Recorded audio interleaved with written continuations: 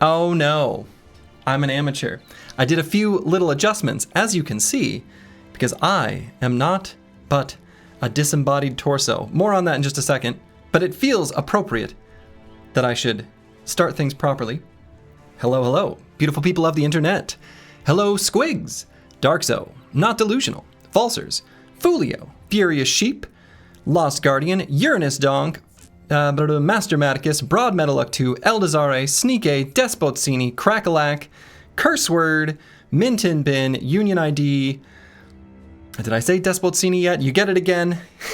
if so. Choppy Cat, Pink Unicorn Lover, Uranus Donk, thank you for the Prime subscription. Balion2483, who also can't hear me. And Elliot Foran, hello, hello. Zumbazlaya, hello, hello. Elliot Foran, thank you for the Prime sub. We are here for another Battle Brawl. First, elephant in the room. Yes, I am like a Battle Brothers unit. Nothing but a torso and a head. You don't know. I might not have legs down here. I got a green screen. Not that I plan on leaving this in place normally, but I did put it in place for a video that I recorded that will be released, sometime within the next week, giving my thoughts on Hardened. Leg reveal when? No, some people make you pay extra. Though I do have really cool socks on right now. Not that you'd know. But yeah, it's also a bit of a tech demo to see, I don't know, how this works out in case I need it for other games in the future. To those who are new here, this is a Battle Brawl. A Battle Brawl is a community-submitted tournament, or I should say it's a tournament with community-submitted teams, is a better way of saying it. I'll pull up the brackets so you can see them. Haha. So the brackets up there are, what we're going to be doing today. So on this first day of Battle Brawl number 7, we're going to be going through round 1. So there will be 16 matches in total by the end of this particular stream. Tomorrow we will go on to round 2 on to the end. It's about the same number of battles for both days. It is a single elimination tournament. Is that Swiss style? Maybe I should know that ahead of time. I think I've asked that question before. But yes, 16 people will be out today. Enjoying the community, finding out there are people lurking amongst the community. Certainly there are, because, well, this is the internet.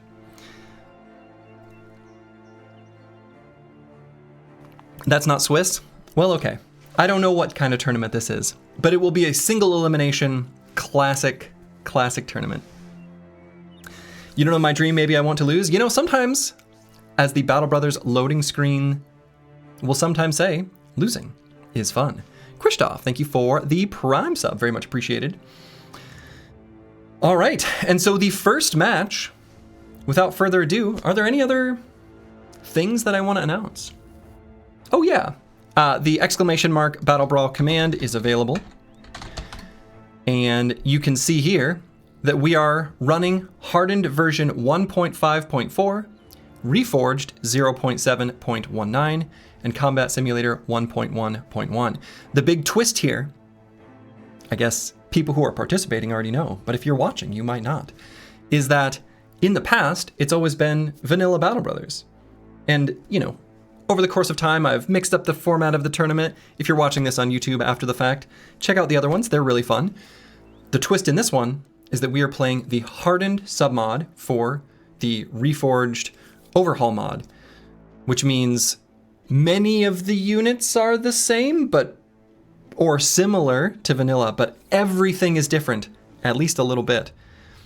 There are, I did my best effort at modifying the point values for units before people drafted them, but I definitely let some overpowered stuff sneak through. And I don't think everyone found them. Some of the most overpowered stuff, nobody even picked at all. But I'll reveal that later. Which teams are in the tournament? Good call. Let's talk about the teams that are in the tournament before we get rockin' and rollin'. So the teams are the Seal Clubbing Club, Noble Sir Bones, soon to be pelts, Hello Flesh. So the Hello Flesh is very good. Goblin Shit, the Jolly Herd. Get down, Mr. Necro! God and the Undead, Green and Gray, Brokeback Ballin, Feet of Strength, the Anointed, the Thorned Strays, Haunting Nobles, Coup d'Etat, Ride for Hire, Big Sword Lance, Team Uranus, or Uranus, depending on how you'd like to pronounce it. Hardened Knock Life, Aspiring Vampires, Drygord's Demons, We Wait, You Bait, Grave Expectations, Curious Mix, Blueberry Sunday, Friedewald's Finest, Whack Lords, The Donkey Fiddlers, to put it bluntly, The Baron's Warband, This Will Work, and Beauty and the Beast. Pretty great. Anyway, yeah, I will at the very end of day 2 put the winning team up against the broken stuff that I accidentally let sneak through. Okay, without further ado, we have Squigs and Not Delusional helping us out today. Thank you so much. If you could get the first poll and prediction rockin' and rollin', we can get that started. Give some people a few moments to get their polls and predictions in. Channel points are on the line. The channel points, of course, they do nothing. For Seal Clubbing Club, we've got 3 mercenaries, 4 nomad executioners, and a noble sergeant. And on the side of Noble Sir Bones, we have an anointed knight, a new unit to us. A Geist, a heavy skeleton, which I should maybe have like a legend up. I believe the heavy skeleton is a ancient legionary? Praetorian? Honor guard. I can't remember off the top of my head. Well, it's one of those. Skeleton Light Elite is, I believe, the Miles and the War Dog. It'll be difficult for me to remember those off the top of my head. There are many, many skeletons and different types of brigands. Palatinius, yeah, it might be that one. Skeleton Heavy and Vanilla is Honor Guard. It might be the Honor Guard. Okay. And, oh, I can vote in the poll too. Since I didn't make it, that's fun. I'll cast my vote. Fun. Let's see. What are people predicting for their channel points? People are mostly believing in Noble Sir Bones with 60%. Pretty exciting. We need superlatives like most meme comp and best team name. We should. Splurgy looking mighty scruffy today. I blame it on the background, or lack thereof. I always have this much scruff. You just can't see it. Okay. Just a little bit of time left. Hardened entity list. Yeah, thank you, curse word. That one should work. That one should work. All right, and let's see. Oh, is there a good way for me? I can't see the result of my own poll and prediction, so I guess I'll just have to not know, which, hey, works for me. And so, let's get this party started. Start battle. Okay, I'll pull down the log. Okay, that's a fast start. And actually, hold up. I'm gonna change the speed to normal combat speed. Okay, that way things don't go so quickly. Yeah, first blood in 1 second. That was incredibly rapid. Unfortunately, Noble Sir Bones losing one of their little cute doggos. This does not look good. I'll say this. Well, I'll say nothing. I'll wait. Game sound is very quiet. Is it really? It does look quiet. Why is that?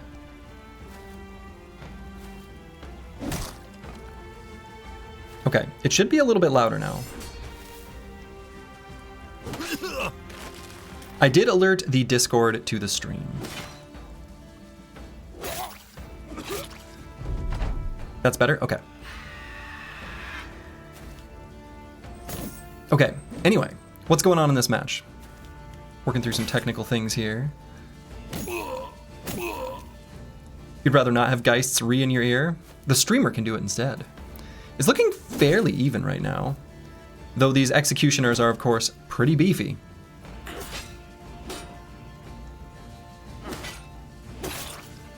The bleeds are going to build up on these poor executioners, maybe giving this Anointed Knight just enough time to finish him off.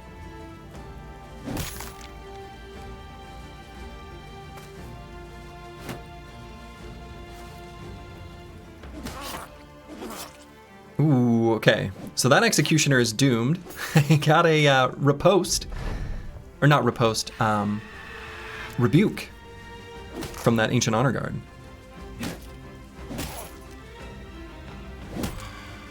Two-handed 4 AP cleavers and two-handed 6 AP cleavers? Yes, there are both. Is that a champion knight, or do they always come with famed items? He must have spawned as a champion. There is a slim chance of that happening, and as with previous times, if it happens, it happens. I'm not going to prevent it because I'd have to reroll fights too frequently. It might be the case that despite the champion, Noble Sir Bones, I mean, they're outnumbered. You'll find that these Ancient Honor Guard, at least in general, are going to exceed expectations. Maybe not in this fight. Can the champion pull it off? They've only got a pretty low hit chance, and he does have Rebuke. Yeah, we have seen some crazy comebacks. Okay, all of the executioners getting over their stuns. Now, they do have the big, scary two-handed maces, though. They are intelligently avoiding getting rebuked. Pretty smart. But the Anointed Knight is not putting out a ton of damage. Because he's just got a little one-handed wimpy weapon. Now he gets to double grip it, but is not immune to stuns. Is merely resilient. Dude got infinite stamina? Yes. But if he gets stunned every turn... This is ridiculous. Knight's got this in the bag? I don't know. He's got a lot of... I don't know. Maybe he does. It's looking like maybe he does.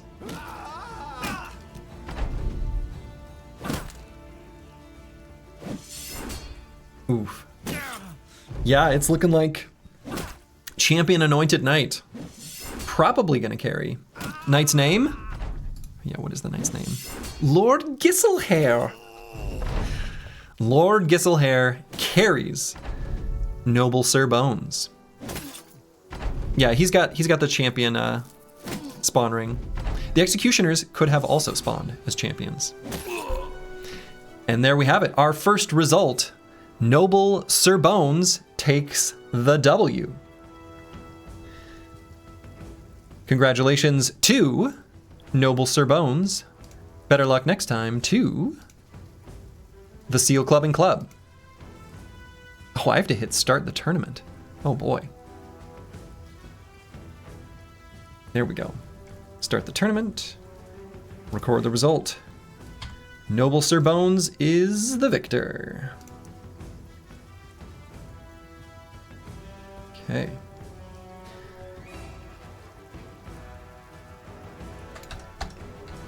So up next will be Soon to Be Pelts versus Hello Flesh. I love these names. They're so good. They're so good.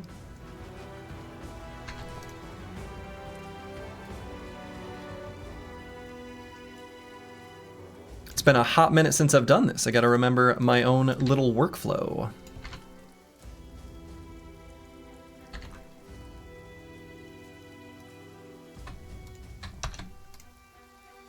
Okay. Yeah, champion was too good for your executioners. I think without the champion, I could have seen it going some other way, for sure. All right, and so up next, we have, on the side of soon-to-be Pelts, a very aptly named team. We've got 2 Unholds, 5 Direwolves, and a Serpent. Maybe they will be Pelts quite soon. Up against them is Hello Flesh, 6 Lesser Flesh Golems, 1 Geist, 1 Hexen, ooh, you love to see it, and a Brigand Poacher. Yeah, code Slurgy for 30% off your Hello Flesh order. This stream brought to you by Raid Shadow Tanks of Legend. Whatever, I don't know. With your purple mattress and your Raycons, I don't know. Anyway. These teams look so weak. Battle of the Dumpster Divers, damn. We've got some,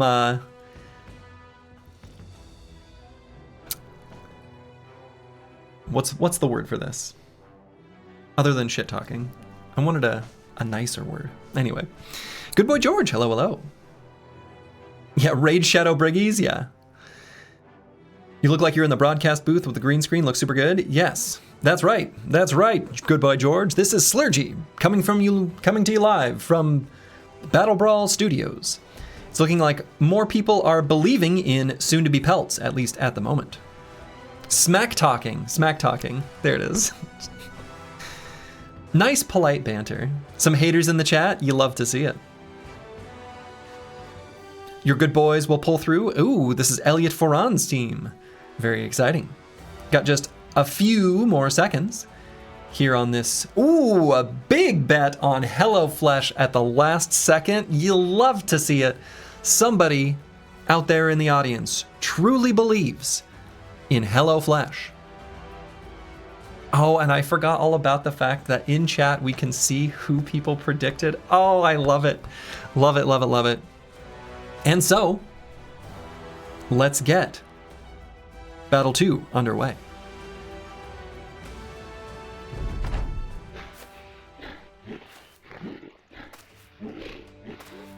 Direwolves charging forward.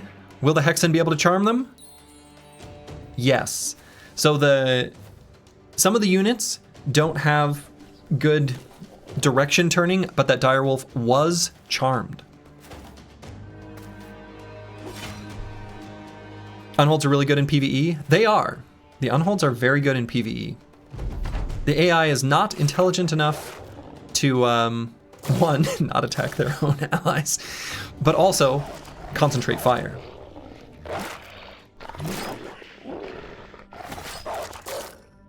Frenzied Direwolves should be reasonably effective against these lesser flesh golems, once the Unholds get their charge in anyway.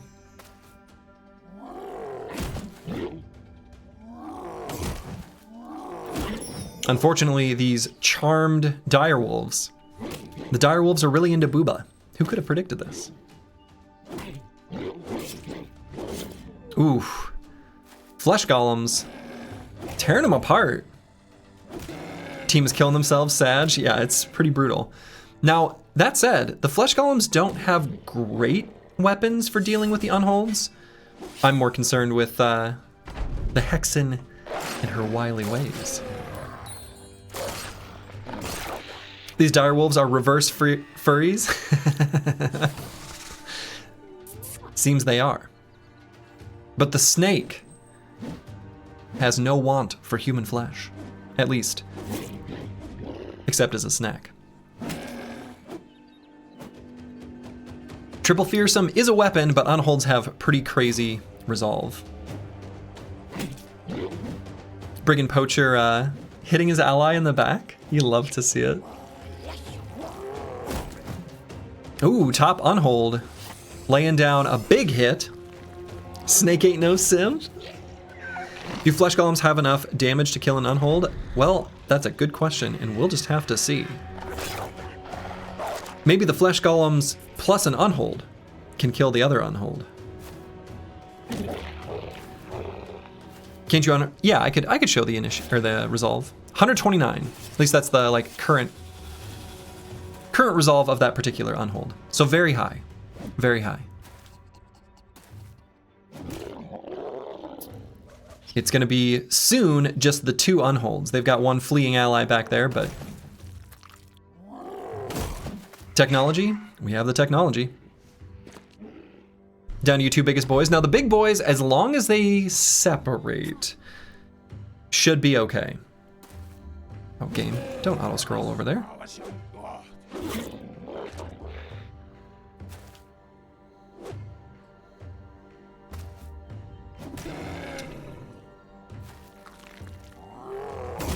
Just realized how similar your team is to soon-to-be Pelts. Interesting. Well, we'll see it when we see it. Yeah, I'm not sure that these flesh golems are going to have enough damage. It might be that the regeneration of these unholds will just let them persevere. However, bleeds do not go away. So...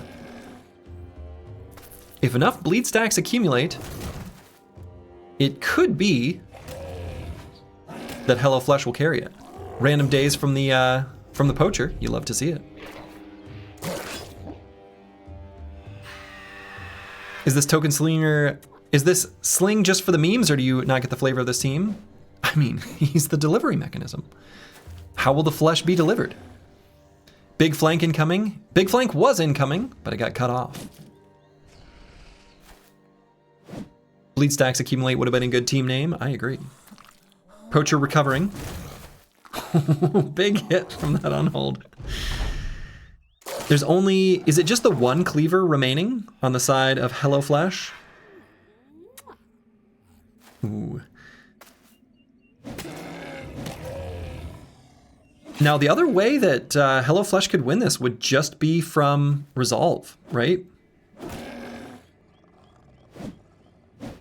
This could still go either way.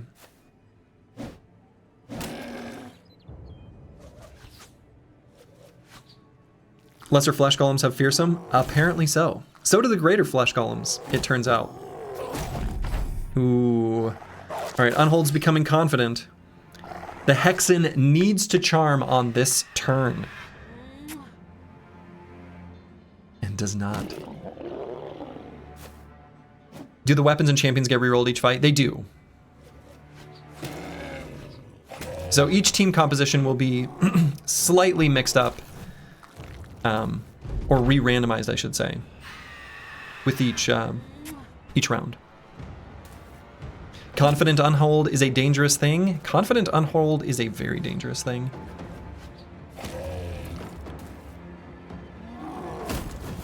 Rejects the sin of flesh, my Unholds. We had a good run, boys.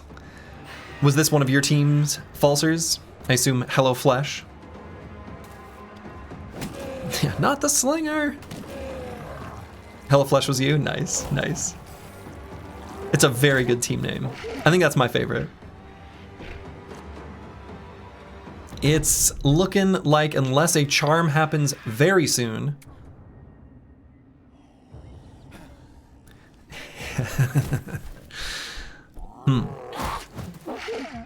I'm surprised she didn't even do the Hex ability. She only did charm. Okay. What?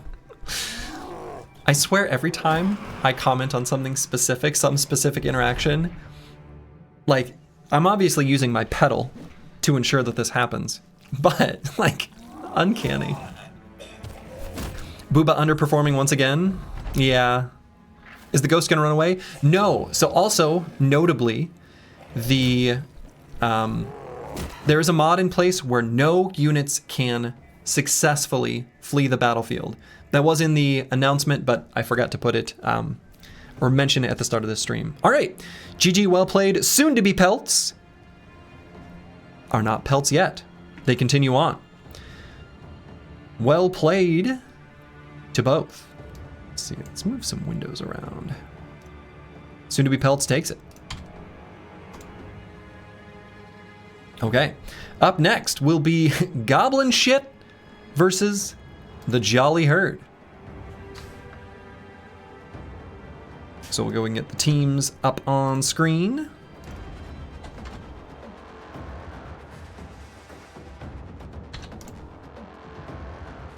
Your Jolly Herd, let's go. Wonderful. You love seeing some hometown cheering in the audience. And if, by chance, when loading up these teams, I ever make a mistake, let me know. Like if it's your team and you see something incorrect, let me know so I can fix it. I'm not infallible. A lot of this was done manually. Did my best, but mistakes could happen. Okay. So let's go to the screen and we'll get the polls and predictions up. Here on the left with goblin shit, we've got quite a few units. 3 armored war dogs, 8 armored zombies. So the zombie yeoman is the armored, should I try to pronounce the German? Wiedergänge. How did I do? 5 goblin ambushers and 2 geists. On the right, the Jolly Herd. We've got 2 barbarian unholds, 5 skirmishers, and a bandit killer. Interesting. Good German? I know you're lying to me. 7 out of 10? I know that can't be true. Okay, now something to keep in mind. I think on the Jolly Herd side, the barbarian unholds might do a conversion to be beasts, because it's not the regular unhold, it's the barbarian unhold, without someone to whip them into, you know, into proper fighting shape. Yeah, there's no Beastmaster. 4 out of 20, now that is an accurate score. Don't barbarian, yeah, they require a Beastmaster. But the barbarian unholds do have some armor, whereas the regular unholds do not, giving them a little bit of a leg up.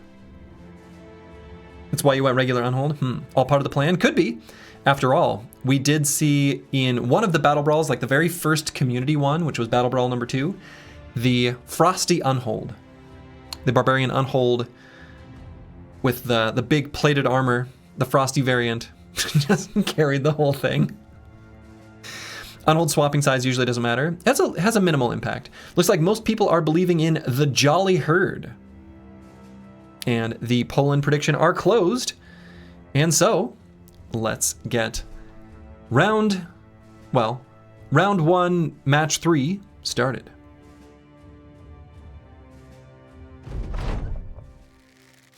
Ambusher could kneecap the Unhold's AP though. True.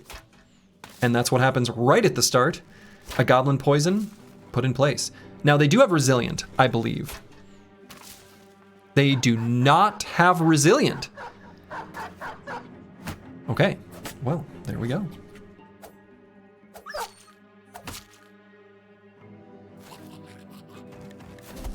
War Dogs charging forward. War Dogs were a popular drafted unit. They have Resilient. Oh, okay, built into their racial. Okay. They don't need the perk. They're already resilient, just intrinsically. Wow. So we're gonna have a front line of zombies. Can the goblins put out enough damage? Now we've got goblins on both sides here. Those ghosts are backwards, yeah.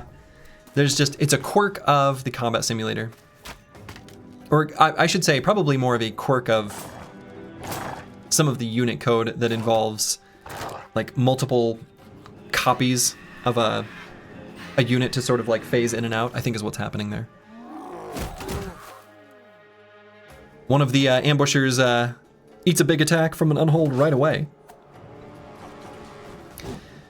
You adding the requested battle songs? Yeah, so each home team gets their music track played. I'll add it to the next like submission form. Right now you can hear the goblin music. I usually just use my discretion. First blood. Now the unholds on the front line, it's gonna take a lot to bring them down. Again, I think we're kind of relying on bleeds. And luckily for the side of goblin shit, they have 3 zombies with the Scramasax. That might be enough. Ghost is gonna play a big role this match. Yeah, keeping the resolve down of the unholds is pretty important. All Battle Brothers tracks or other? No, just Battle Brothers tracks. Just the in-game music.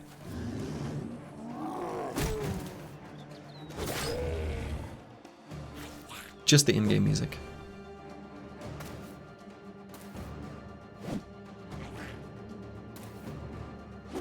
Zombies applying Overwhelm because unholds are so slow.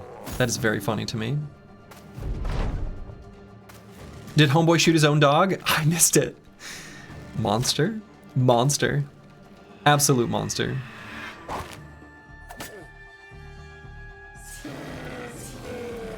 Ooh, Ghost doing their melee attack. A direct HP damage attack. Not particularly effective against unholds. Pretty chaotic battlefield right now. We got a zombie stuck in a net. One of the goblins on the side of the Jolly Herd still has their net.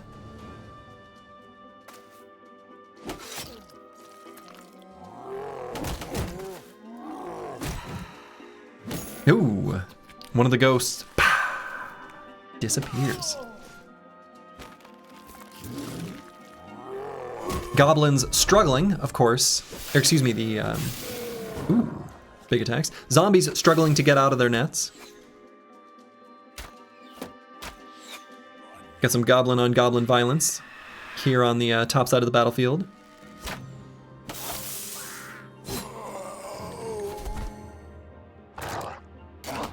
Goblin, yeah, unholds on the same team, same turn. Yes, quite lucky that that happened. Both confident unholds, the game is over. Probably, but mostly it's because there's not quite enough like bleeds on them, right? The top zombie can apply some bleeds, and those are just going to stick around. But the bottom zombie is locked onto that brigand killer.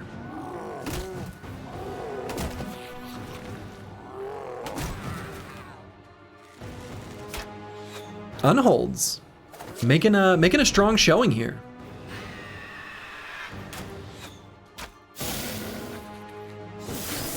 Getting some goblin poison, which is going to increase, you know, or decrease their AP, but just by 1. Unholds applying injuries to the undead thanks to crippling strikes, yeah. Though I think the version of Hardened that I'm running lets undead be injured with a 33% increase to their resilience. It's crazy how these teams have no answer to unholds or necro savants. It's common. It's a common problem. So I think undead can be injured in this even without crippling strikes.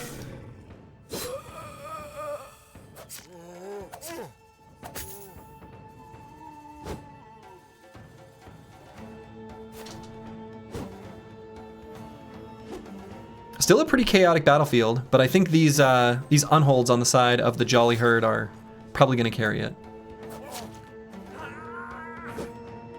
Do they come back with injuries or respawn fresh? I suspect they come back with injuries, but I don't know.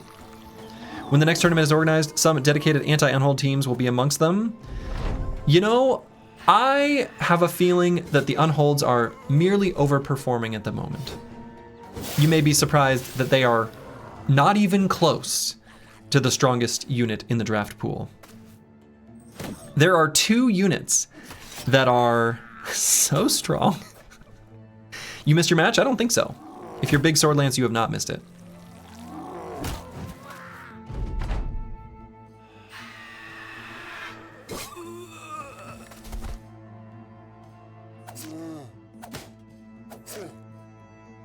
Unholds have only been up against low DPS teams, so yes, yeah. Your bet was on the Geist being too strong? No. I lowered the score substantially and I knew they would still underperform. There's just too much killing. And enemy units have really high resolve.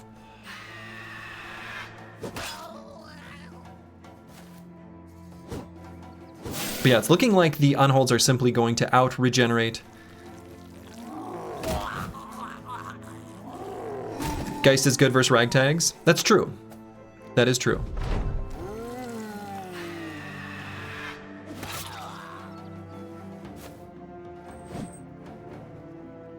Oh man, I drank all my tea. Disaster. I'll have to get crazy here and switch to sparkling water.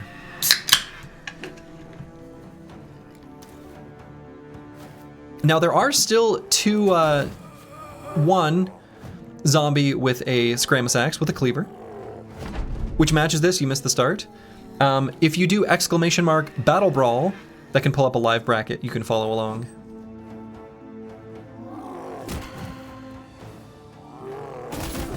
Yeah, it's looking extremely unlikely that sufficient bleeds will be put on these unholds.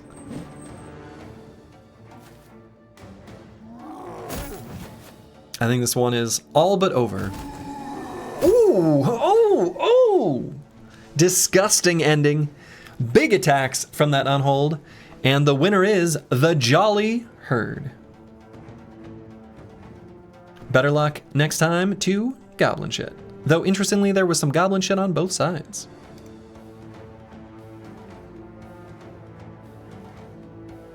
Okay.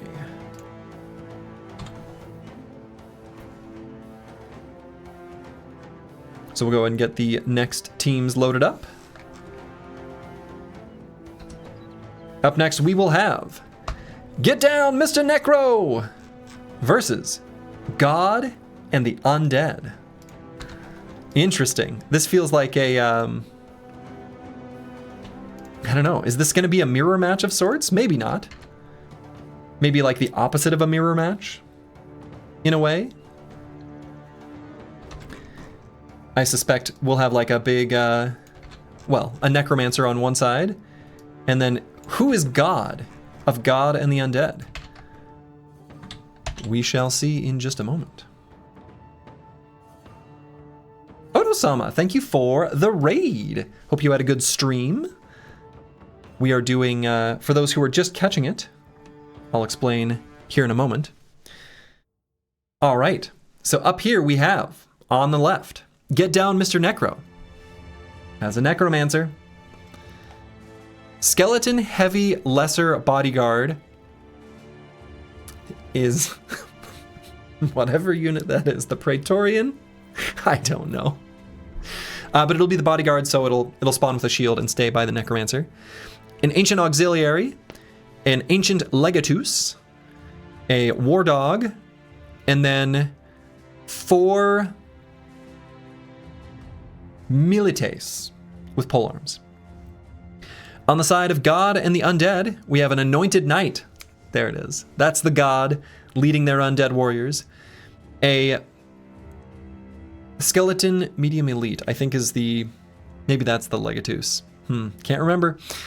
A fault finder, ooh, interesting. A necro savant, 1 zombie bodyguard and 2 geists. Praetorian with bodyguard behavior, okay. Thank you, Bloixor. Pull up and prediction up, wonderful. So to those who are joining from Oto-sama's stream, we are in the midst of a battle brawl. These are community submitted teams. I've got a sign up sheet that I give to players about a week ago, letting them, and each unit has a different point value, similar to other like war game type things like Warhammer or other tabletop games. And teams are submitted and then they fight each other. We've got a big old tournament, not Swiss style, whatever this tournament style, single elimination, whatever it's called. We've got that rocking and rolling. And of course, channel points, which are useless, but you can gamba. Oh, this is fun. My can is green, but it turns black. Oh, it becomes invisible. That's fun. You didn't get a personal invite, so you were clearly not wanted. Now, that's not true. I did send a personal invite to one person who I know really likes to participate in these, just to make sure they didn't miss it. I should have included you as well, random dude lurking in chat. It looks like people overwhelmingly believe in God and the undead. Green shirt incoming. I love someone wearing a green shirt in a green screen. I love it. It looks so silly. Me? Yeah, you are the person who I sent the personal invite to. It's true. It's true. Do we have any Lindworms in the Battle Brawl? I do not believe so. Vampire gonna get that Necromancer? Very likely, but don't underestimate the bodyguard. All right, let's see what happens here and Get Down, Mr. Necro in God and the Undead. Will the Necro be protected? We shall see. The Anointed Knight is not to be underestimated. I agree. The Anointed Knight is super strong. Super strong. Let's see. So this is a Legatus and the Ancient Praetorian. Okay.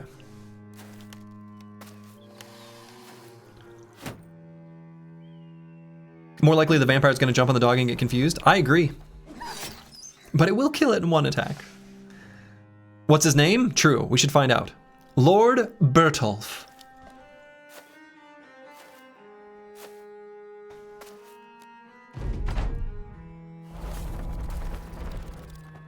Necro Savant not going for the Necromancer.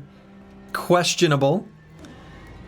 Sturgy's all right. Your firstborn came 5 weeks ago and life is way different now. Oh my goodness.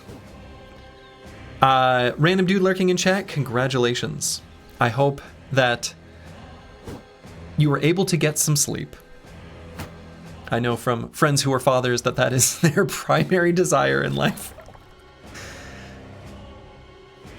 Fault Finder able to pull that skeleton because there's a corpse. Of course the pole arms jump to the front. Yes, it's what they do.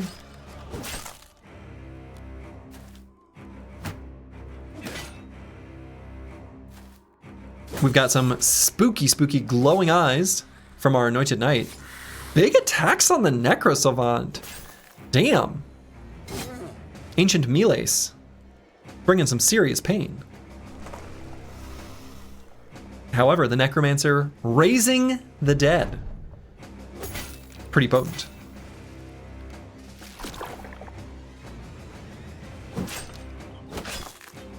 Bodyguard for the Necromancer is interesting. Indeed it is.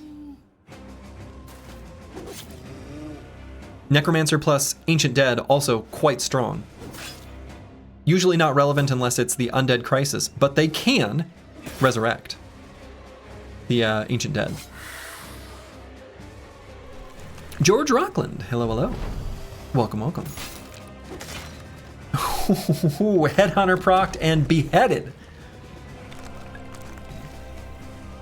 But brought right back to life. Ooh, the bleed on Lord Bertolf. That's not going away. He's going to be bleeding till the end of time. However, the front line of Get Down, Mr. Necro is crumbling. Why is this guy moving forward? Ancient Praetorian, you've got a job. Can't believe you managed to catch this event live. Well, welcome, Unrivaled Super Hottie. Super fun concept. Thank you for all the content. Well, you're welcome. If you weren't able to submit a team, I hope you're able to next time. It's a lot of fun. Is this the first Fault Finder in a Battle Brawl? It is. Uh-oh. Necro Savant on the Necromancer. However,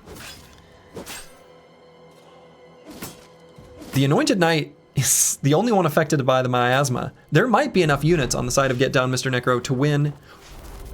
Where are you going, No! Necro Savant, you're an idiot. He wanted the high ground so bad. Oh no, what an idiot. What an idiot. Necro Savant, you have failed. 9 lives is procced. I can't believe it. Unbelievable. Check his bank account, he's taking a dive. Savior, why you ruin Brood War?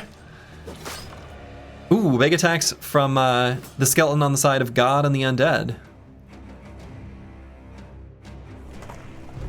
I think since this Necro was miraculously left alone, Get Down, Mr. Necro is going to take this. I did not expect that.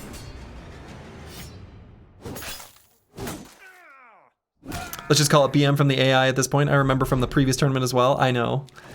The AI makes such utterly bizarre decisions sometimes.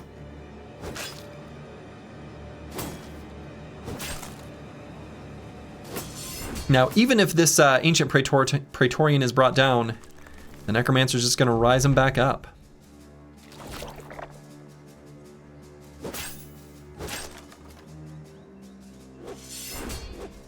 Gotta hope for the decaps. Necromancer. Oh no, you're blocking the corpse. Such bad decisions being made all over the place. Meanwhile, Geist is just sitting there. Yeah, Geist loves his stoop. Doesn't want to leave. Ooh, okay. Now, if the Anointed Knight gets on top of the Necromancer... Interesting.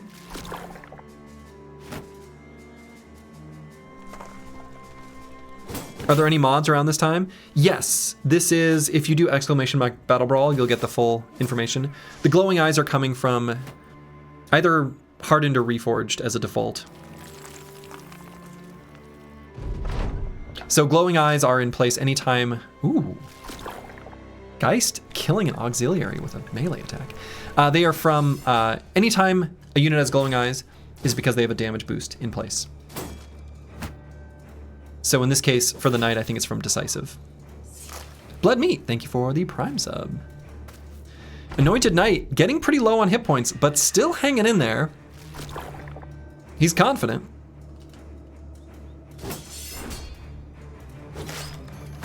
This Ancient Palatinus back here is still untouched and has been putting out some serious damage as well.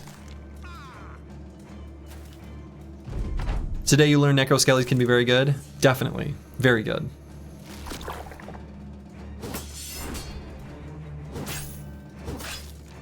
Yeah, the Necromancer is fleeing. But he already rallied. If anything, that might help him because he's further away now. That's right, the morale failures from downtown. Nobody can stop the tide of this Necromancer though.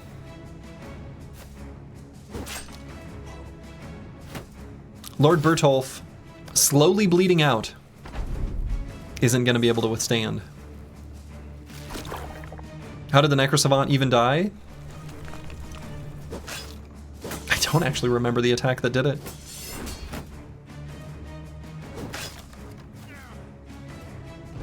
Yeah, Necrosavant had one job and completely failed. Ghost doing a little dance? Oh, I love it when the units dance. The endless resurrections from this Necromancer, though. At this point, it doesn't look like God and the Undead has any tools to stop it. The units are just going to keep coming back.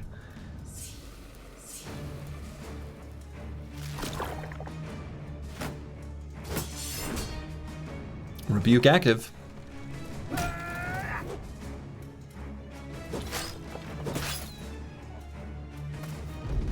Lord Bertolf is just about to fully bleed out.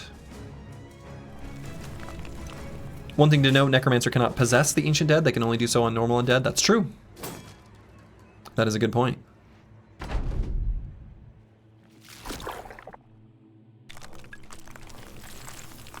I really like the sound effect from the Necromancer raising Ancient Dead. It's like, it's got little ear candy, little tingly bits. My ears like it. This is some Stalingrad level grind. We got the ghost doing some more dancing.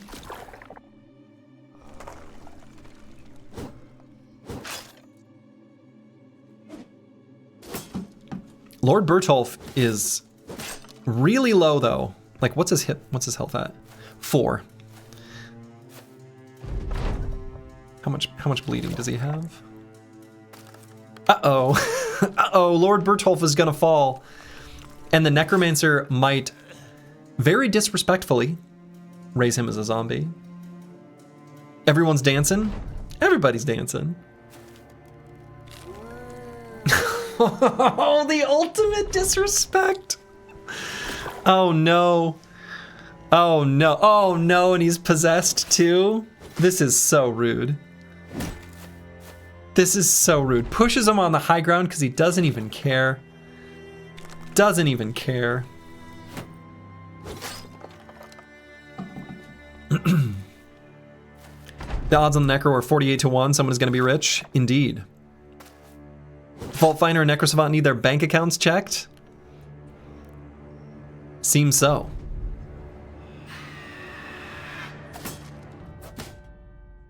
Ooh, the resolve check caused Possess to go away? That's a mechanic I didn't know was a thing. Bertolf has been putting in work on both sides. Lord Bertolf decides not to attack. I'm sorry, what? What is happening? Zombie Sir Bertolf not attacking? Wait a minute. He's not attacking. He's just skipping his turn. Huh. Fatigue problems? No, he's undead. Oh. Well, I don't know.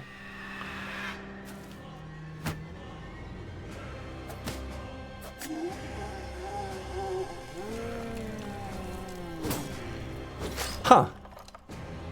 Loyal beyond the grave? Refuses to fight? Too heavy of armor for a zombie? I don't know.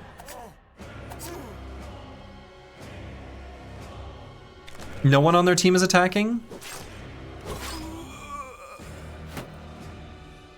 Oh, you're right.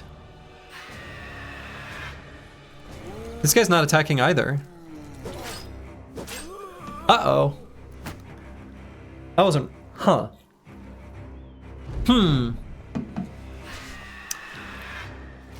You're right. None of them are attacking at all, are they?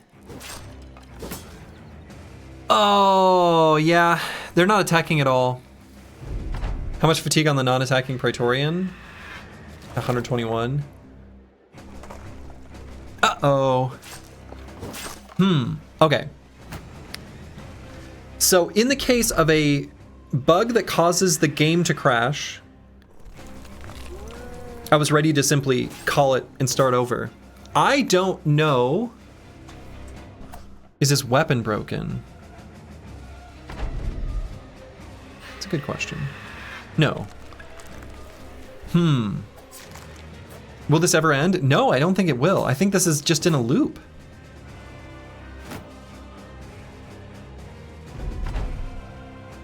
Does he have any attack skill listed? Yeah.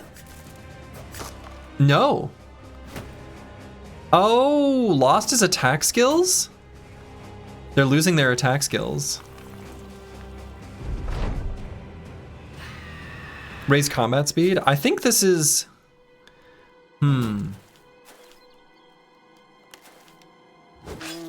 Ruh-roh. You'll need a log after this? Yeah. So... No, I don't... Yeah, I guess let's increase the game speed.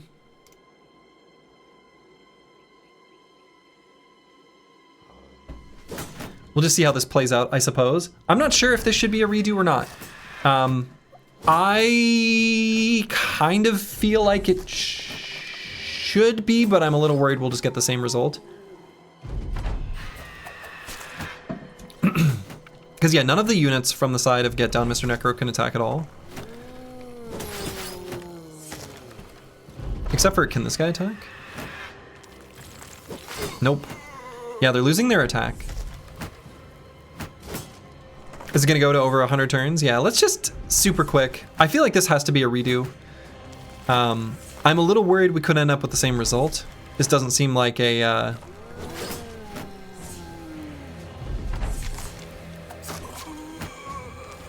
Well, I don't know.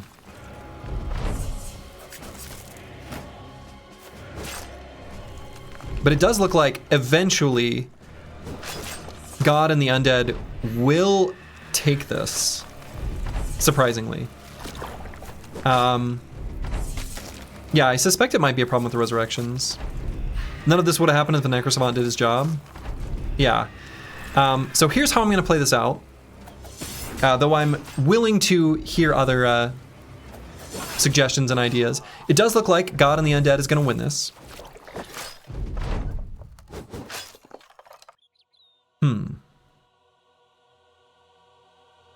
As someone who didn't gamble, I think the Necromancer team should have won.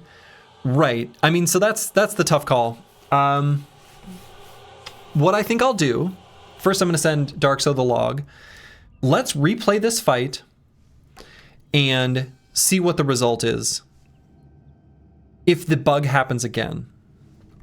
If the bug happens again, that's just how it is, and we're going to go with God and the Undead as the winners. And unfortunately, that's just going to be the way it is. I think that'll be because I'm not gonna go back and forth between different versions. However, I am going to send Darkso the log quick. We'll relaunch, redo that fight. Previous predictions will still remain valid. We're not gonna rerun those, and we'll roll with that. Bit of a tricky situation. Okay, the game should relaunch here in a second. Seems like a good compromise. Yeah, I mean, ultimately, I'm going to be sort of screwing over someone a little bit, no matter which way I choose. Come on. Battle Brothers, launch. Uh-oh. Okay, there it goes. All right. Let's see. Thought you were in for a windfall. All right, so I'm just going to relaunch this fight. We're going to see if that bug represents itself. And if it does, then I think we're just going to, unfortunately, have a technicality where God and the Undead takes the W. Mr. Necro is the winner in your heart. Yeah, me too. But we'll just play it again. Drygord, what's up? That was a terrible what's up on my part, and I know that. You see no errors in the log, nothing obvious that can be fixed. You did test a brief real-world Necromancer fight, and there, any resurrection kept its attack skills. Zombies, though. Sure, I know zombies work, but I'm wondering if maybe Ancient Dead are the ones that would be affected by this. It is what it is, still fun. Yeah, for sure. This is just the kind of shit that happens when you play modded versions of the game. It's tough. Mods don't have the same level of burn-in that the base game is going to have. They can't. It's just the nature of the beast. Drip goes crazy with this round, though. True. I like the bullhorns, but my favorite version of the adorned full helm is definitely the swan. Like, putting a whole bird on your head? Hell yeah. Caca, you know? Swan is peak? Yeah, Swan is very good. Necrosavant still not jumping on the Necromancer, which is curious.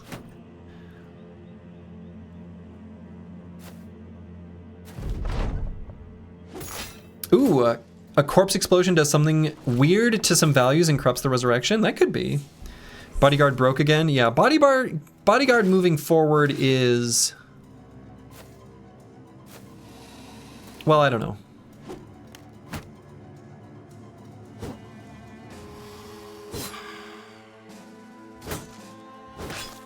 We'll see what happens when one of these skeletons gets resurrected. Ancient Legatus. Pretty strong unit.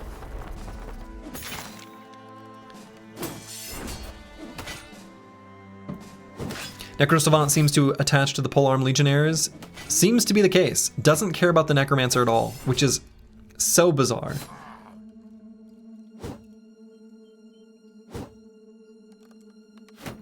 Now, before we get too far, if...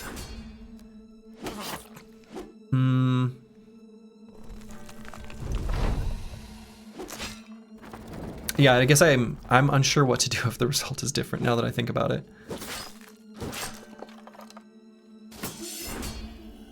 It feels like if Get Down Mr. Necro wins this one, that they should go forward because they only would have lost the previous one due to a bug.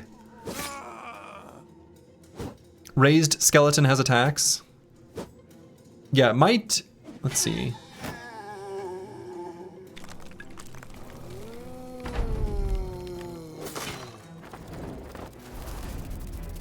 I haven't been paying close enough attention to which one's resurrected. This one just got resurrected.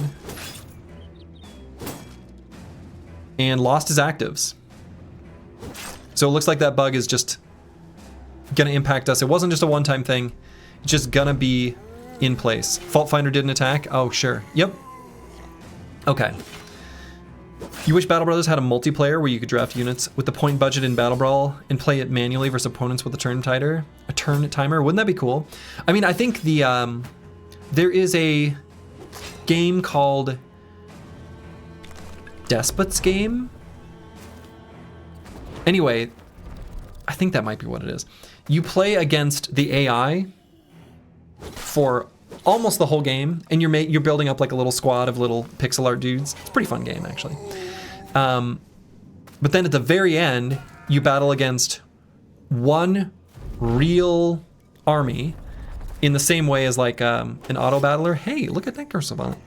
And in that battle, you know, win or lose, you kind of get a rank at the end. And knowing that that enemy team had to do the same thing you did, it's pretty cool. Yeah, resurrected stuff just have no attack skills. Seems that is the case. Necro coming in clutch this time. This time.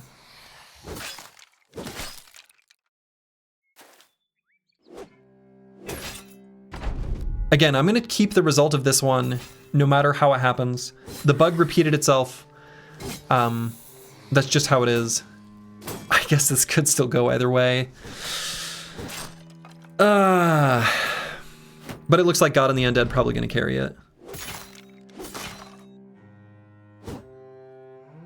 Unfortunately, Get Down, Mr. Necro, kind of losing due to a bug.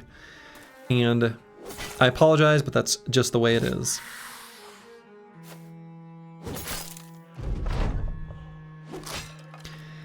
And so, unfortunately, due to a technicality, apologies to Get Down, Mr. Necro, God and the Undead is going to carry it. You demand a refund? I know. I'm sorry. I'm sorry. I apologize. Okay. God and the Undead, we're going to mark as the winners. That bug is unfortunately going to persist. If it affects other teams, it affects other teams. And that's just going to be how it is. So up next will be Green and Gray versus Broke Back Ballin'.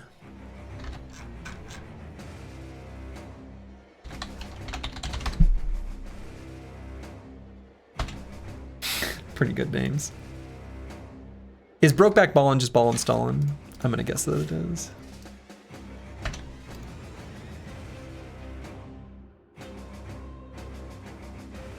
Okay.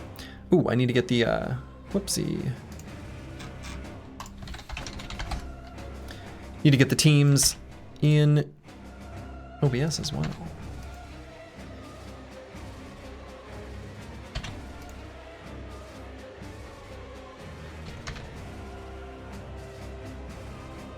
Sergi, did I send you my Alp team? Did you have multiples? Okay. Okay. Teams are loaded in. So on the left, Green and Gray. We have units that are both green and gray. Wonderful. We have our first appearance of a Vampire Lord. This is the Necrosavant Lord. This unit is serious business. A Goblin Shaman to lock units down for the Necrosavant Lord. You love to see it. And 5 regular old zombies. On the side of Brokeback Ballin', we've got 4 Alps. Can they keep the the Necrosavant Lord asleep? Well, we'll have to see. 5 little auxiliaries, ancient auxiliaries, a Hex, and a Brigand Poacher. This looks fun. Are these open to all to build a team? Yes, they are. You just simply need to... I put an announcement on the Discord before when I open up submissions, basically. But yes, these are open to all but you've missed your window for this one. All the teams are set in place. There's a lot of back end stuff I need to do to get the tournament up and ready on the day of.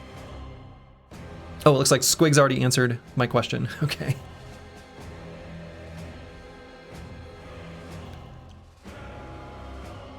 Thank you, Squigs. Sorry, I was just parsing things as they came. Don't Hex just convert the vampire since it's undead?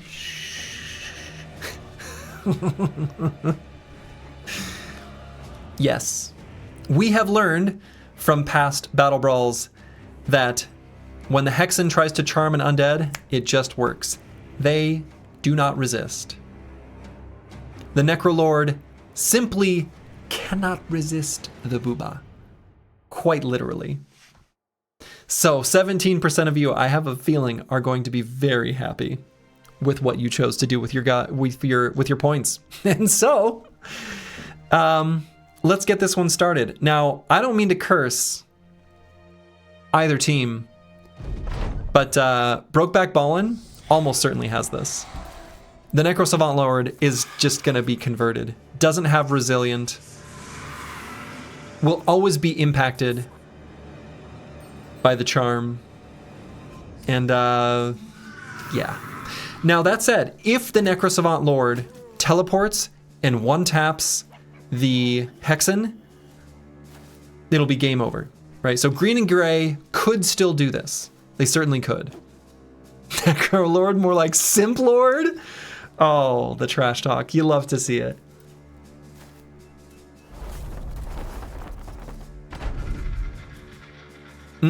Putting himself on that high ground. A pretty tasty snack for this little Hexen. Oh, Necro Savant, you are, well, not but a puppet. Oh, does have Resilient. Are you serious?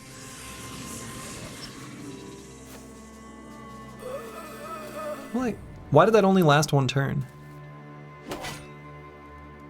I'm not sure.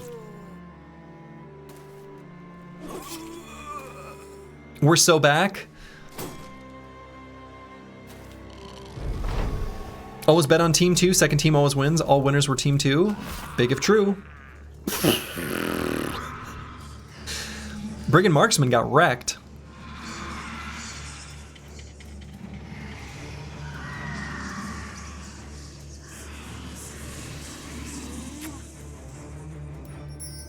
Oh, that is the wrong choice. Oh, the Hex doesn't want to charm the Necrolord who's right in front of her? Oh no. Oh no. Oh no.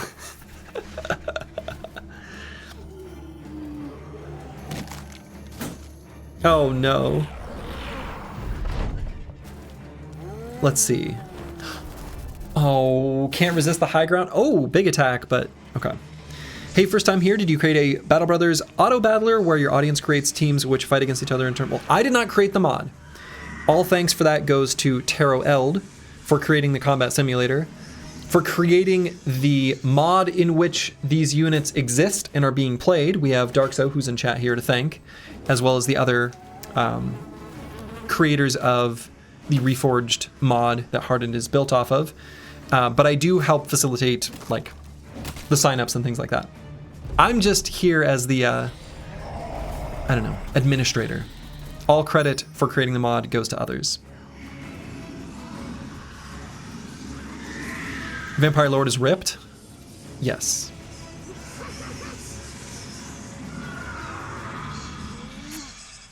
Keeping the Vampire Lord asleep. Also, pretty effective. This is awesome? This is awesome. I agree.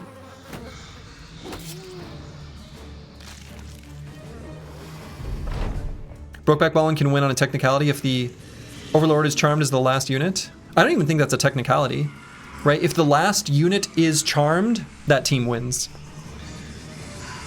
They've switched sides officially, if that happens. And it looks like that is going to happen. Almost certainly. Unless... Nah. Really surprised at these Alps. It's a cool team. It is a cool team. Putting units to sleep. Pretty strong. Necro Savant Lord. Can't resist the Booba, though. Simply cannot. And will complete the battle, simping for this beautiful lady. Okay, and the winner is Broke Back Ballin'. All right. And so I am going to use the restroom super quick, and then we'll get the next round rocking and rolling. So I'll be back in just a moment. Going to use the restroom because I drank all that tea and coffee. Be back in just a moment. All right, I am back. Sorry about that. Let's get the bracket back up and rolling. And so, yes, Brokeback Ballin won that match. So we'll get up Feat of Strength versus the Anointed. Hi back, I'm Dad.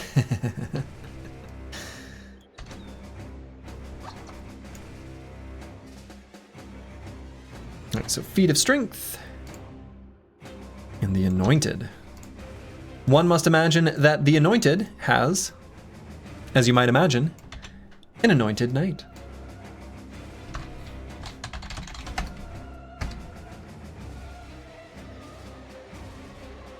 But we'll see. It could have been named ironically. You know? Go in the way of the Alanis Morissette song.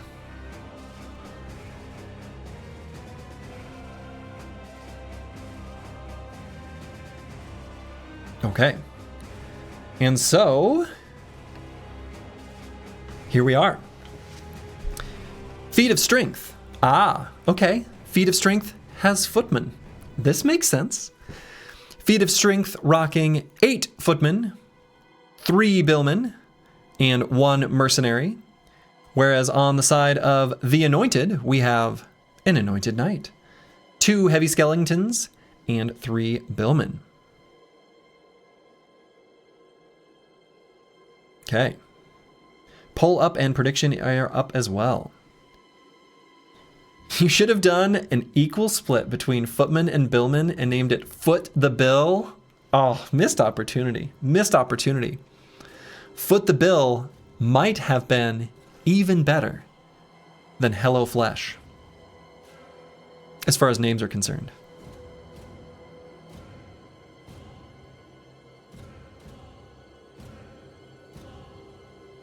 Prediction up, spend those points, spend those points. They're useless, so you better use them. Actually, you know, even though they are useless, I would be curious to know, I don't know if there's a way I can see it through like Twitch dashboards, like who has the most channel points? Like, can I see that? There may be a way I can see that. I've never looked. That would be fun to know. Basically, what I would know is someone who enjoys watching the stream, but mostly is very good at BattleBrawl predictions. Me, you have the most? You might. I mean, for all I know. Any halberders on the teams? There are teams with halberders. Hope your knight becomes a champion? One must hope. 260K? My goodness, no betting in Denmark? Yeah. I understand locations that have that restriction. I do. As someone who's not a big fan of betting and gambling in general. But that's an entirely other conversation. Only a few more seconds left. As a part of our partnership with the word sock lovers in Slurgy's community, use code FOOT for a 20% off your next Hello Flesh order. That's right. Exclusive code. My code. Not just a code. My code. I always think that's a really funny part of advertisements. Okay. And it looks like more people are believing in the Anointed. 74%. Slurgy, I have lost almost 1 million points on BattleBrawl. Congratulations on setting a record. Okay. Let's get this battle started.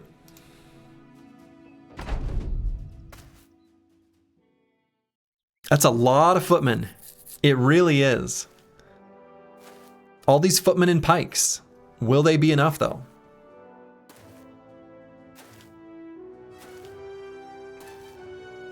You know, this really, ooh, exuding confidence. Now the antler helmet is also pretty good. I like the antler helmet. I feel like the Anointed has such powerful units, they might just overwhelm these footmen, but we shall see. Especially if we get some rebuke responses from these skeletons.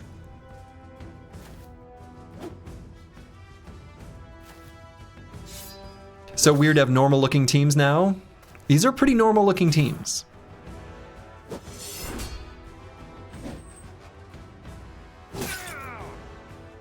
No blood has been spilled yet though. Perhaps at the end of this round we'll see first blood as this footman tries to flee though.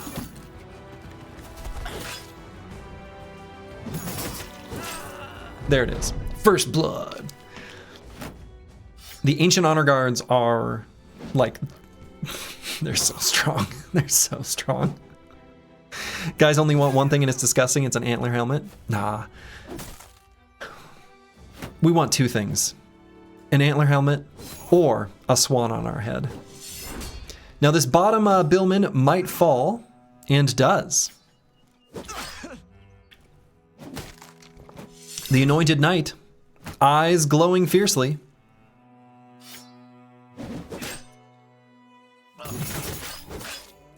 The footman should have had sergeants because I think a mass rout and slaughter is going to happen. Some slaughter might happen. The Anointed Knight with a Slurgy Riposte build, you love to see it. You love to see it. The Anointed Knight's still in great shape too. Has crazy melee defense.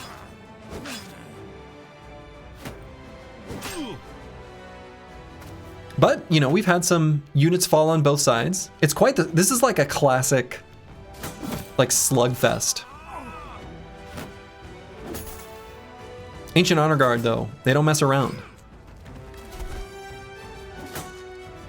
Yeah, counterattacks from this Anointed Knight are wrecking, they really are.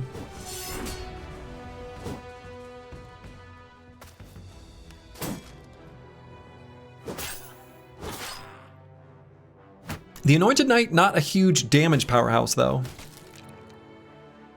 And it does look like these Ancient Honor Guard, at least this one in the middle of the formation, is gonna fall soon. Ooh, riposte. Anointed Knights have underdog? Dude, they've got like everything. Anointed Knights, their perk list is so long. Look at this thing. That's so long. That's so many perks. I'm sure underdog is among them. One must imagine. These Ancient Honor Guard did so much damage in this fight.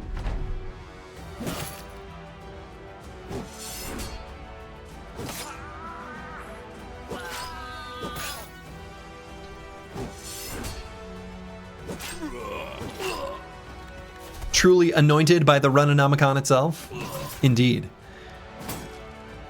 And even though, you know, Feat of Strength had a good showing, it's looking like their days are numbered here.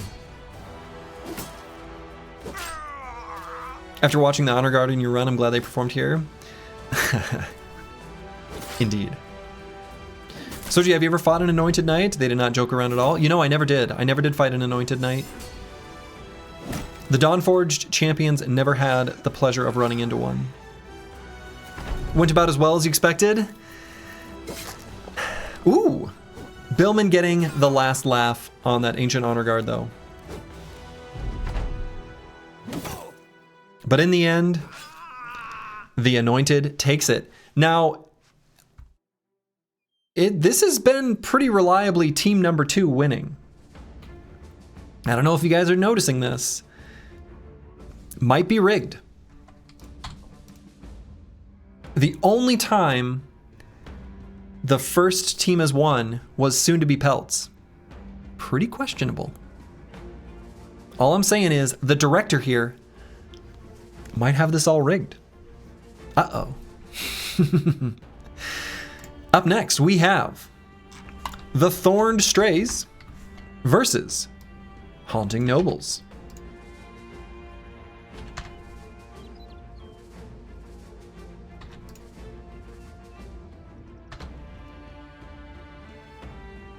So we'll get the teams loaded up here.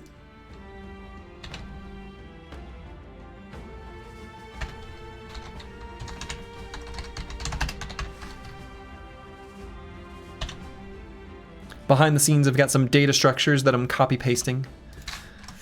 In case anyone was curious what's going on here, when you can't see it on screen, but hear some clicking and typing, is behind the scenes, I've got just a Notepad++ file with the data structures, so I can just press this paste button. They're like just JSON structs, essentially. Okay, so let's talk about what we've got. Slice the Elder, thank you for the subscription, very much appreciated. Saw you join the Discord, welcome, welcome. On the left, the Thorned Strays, as the name implies, are a bunch of stray units. They have got a Brigand Marauder, which is like a pretty strong Brigand, a Desert Stalker, a Brigand Baron, a Heavy Footman, a Brigand Killer, and a Heavy Billman is a Halberder. On the side of Haunting Nobles, we have 2 Zweihanders, the Great Swords, 5 Geists, 2 Men-at-Arms, and a Fencer. Interesting, interesting, interesting. You do want Coup d'Etat to win because it's a baller name. I don't even know how to say that. Coup. I know that the English version of coup de grace is incorrect. As in, it's actually like coup de grace or something like that.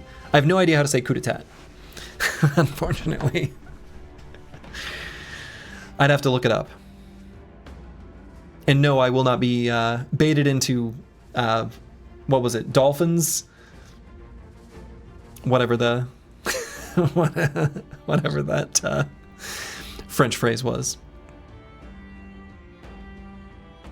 JSON is the best thing because it fights against YAML, and that's not good competition.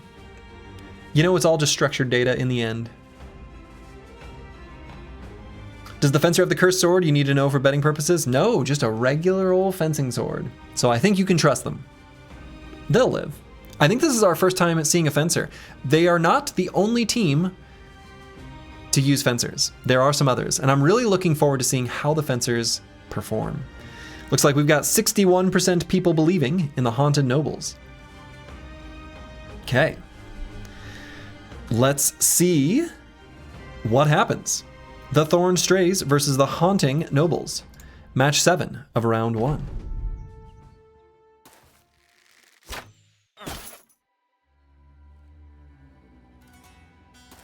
The Fencer can spawn as a one-handed or two-handed variant. In this case, we got the one-handed. I have no idea which one's actually better. Geists hanging back in the first round. Interesting.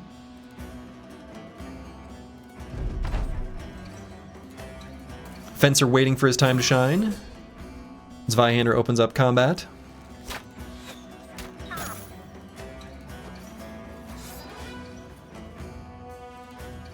Of course, this Mauler Marauder, whatever that unit is, has a great axe. Pretty sure that's what that is. Yeah, they'll hang back until something engages a melee. Yes, I think that's exactly correct, Falsers. That does seem to be what Geists do. Zweihander getting destroyed. Ruh-roh. Oh, Fencer being fancy. Gets 3 attacks. All right, that seems pretty strong. Robocop with a longsword. I know, this is my favorite helmet in the whole game. Definitely. I love that helmet. It's very good. Now the Fencer is fragile.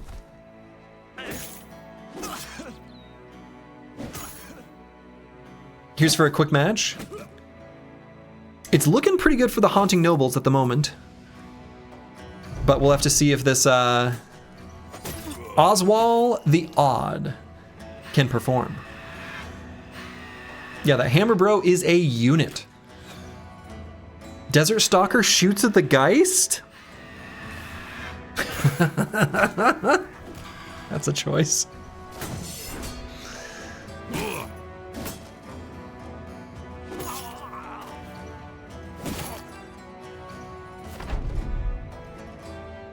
Can the spooky ghosts keep things spooky? Ooh, Fencer doing some fancy stuff there. His eyes are activated. Yeah, we got red glowing eyes for Oswald the Odd. Brutal.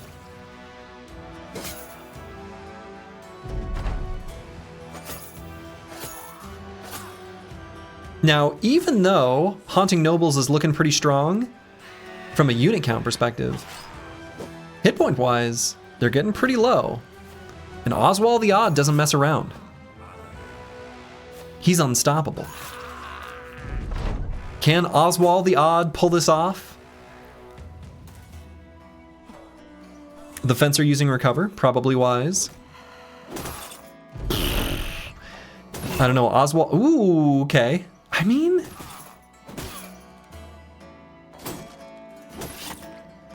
this is gonna be close. No, big attacks by the Fencer. And Oswald the Odd is taken down. It looks to me like the winner here is the Haunting Nobles. Well done, Haunting Nobles.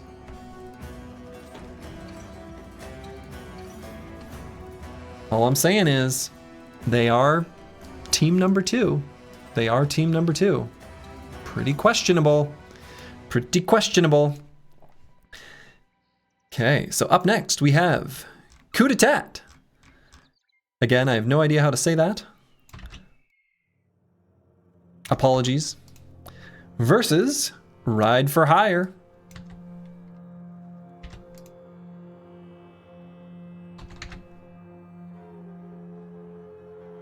In fact, what I can do, one moment.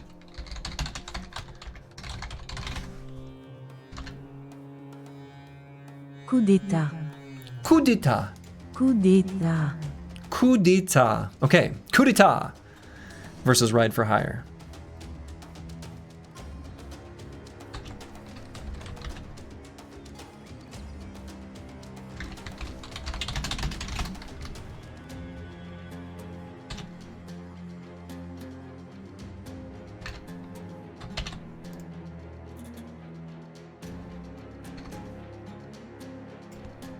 Okay.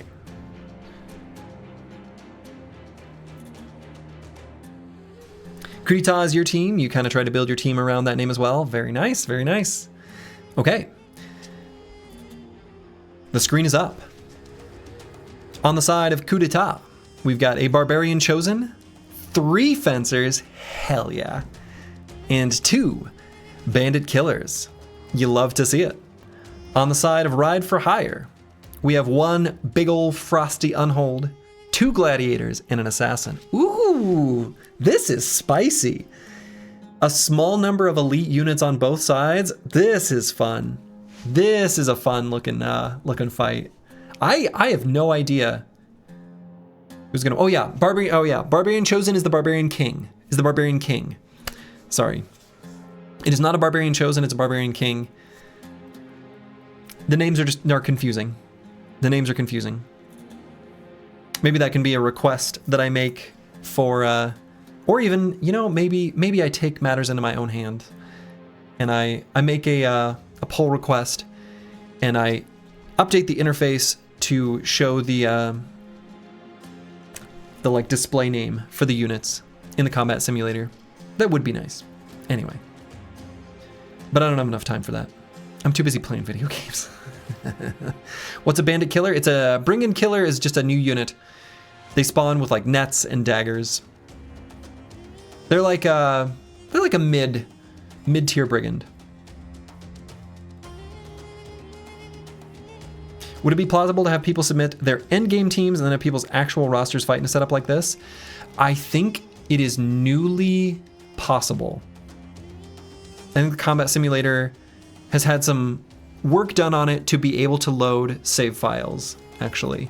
I don't know if it's like fully working yet, but I think it is a work in progress. I know there have been some updates in that regard. I'd kind of love to see my Win Streak Series teams all fight each other. I've talked about that in the past.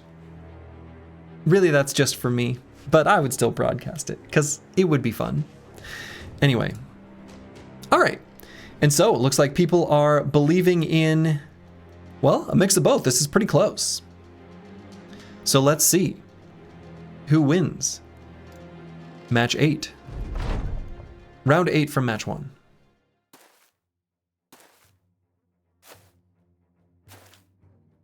Ooh, Gladiator moving forward. Bold move against those fencers. We've got 2 of them with the 2-handed fencing sword. 1 with the 1-handed fencing sword. Ooh, lowering their initiative. That's actually a really big deal. The Daze Pot going hard. Gladiator just getting destroyed though.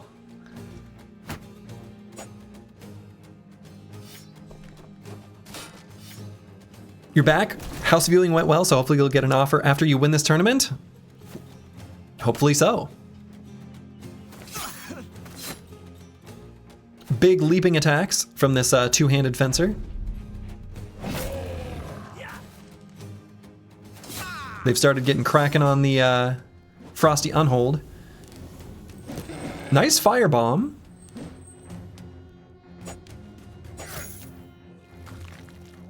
Fencers are pretty funny. Yeah, they are funny. I really like that the fencer was put in place as an enemy unit. I think they're cool. They're like a neat unit. It shouldn't be limited to just the player.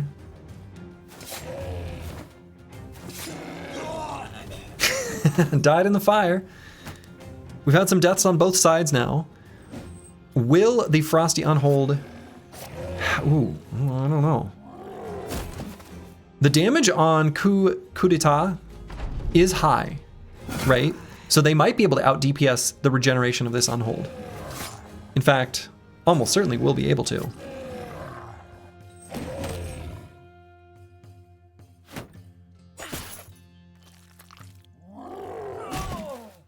I like the high damage on both sides here, though. Fencers attack 3 times per turn. The 1-handed fencer does. The 2-handed fencer does not.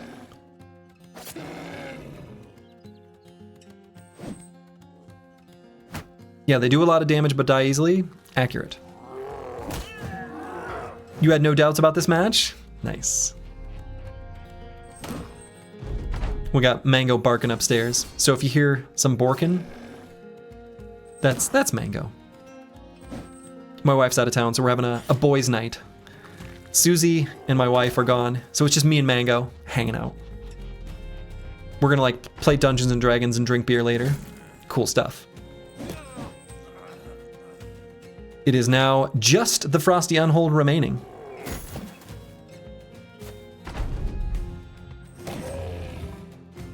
And I think that the coup d'etat has enough damage. Yep. Big attack from that Barbarian King. Ooh, and a beheading with the final attack.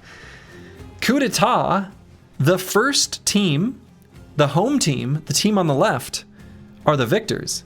Huh. That's not supposed to happen. It's always supposed to be the second team that wins. Better luck next time to ride for hire. Well played, coup d'etat. Okay, up next, we have Big Sword Lance. Here, maybe I'll scroll this down. Big Sword Lance is versus Team Uranus. I remember when I was in like high school science. I have no idea what the correct pronunciation is. We always said Uranus when I was younger. But I had a high school science teacher who pronounced it Uranus. Obviously, you know, because, well, there were a bunch of teenage boys and she wasn't an idiot. Uh-oh, finish in chat. Who knows what any of those words are? I only know it's Finnish because of the excessive umlauts. The second is right? Well, okay. So, on the left, Big Sword Lance. We've got 5 medium skeletons. So those would be the skeleton legionnaires. And I think those are going to be the ones with the shield. Pretty sure. The conscripts with polearms, which could have sword lances, but could also have the pole mace. And then the skeleton medium elite polearm, which I think are the Palatinus, and I think they can have the Reaper's Scythe. On the side of Team Uranus, we've got an Orc Warlord. Our first Orc Warlord, 3 Fencers and 2 Direwolves. Oh, damn, that's cool. That's cool. The order is changed. You try to position. Does the order actually matter? Does the order that the units are in the unit list affect how they spawn? I guess I've never really looked. Uh-oh.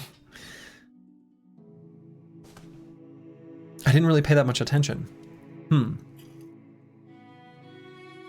You assume it spawns them in that order? I don't know. I actually don't. I haven't paid close enough attention to that detail.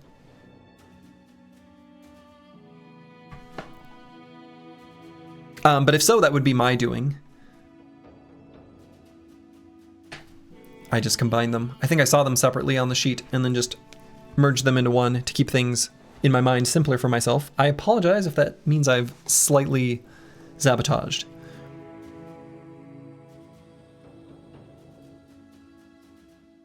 I know we just broke the Team 2 curse, but Team 2 looks really nice. Team 2 looks really nice. If the Warlord can lock down the enemies and the Fencers can jump around, they should put out a lot of damage. Can we get some orc music? Sure. By request. I will fulfill this request from Despotsini. Looks like people are believing in Team Uranus. Let's see what happens. Team Swordlands versus an Orc Warlord. Yeah. Orc Warlord gonna put in serious work here.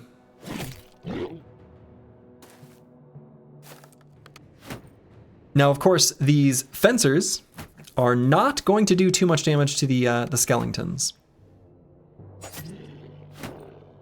but may not need to. It looks like it affects how they're put in. Looks like it does. I have a feeling it wouldn't have mattered, though.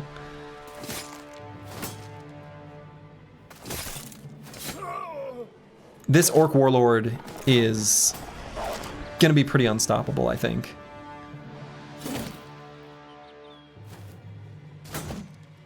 Unless he misses. If he just misses.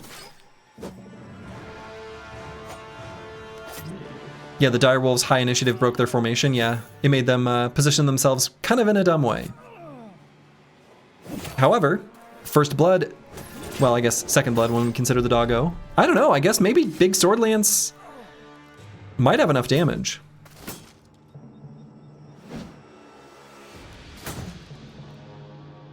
Naguk, our Orc Warlord, just missing. Just missing. Big Sword Lance might take this.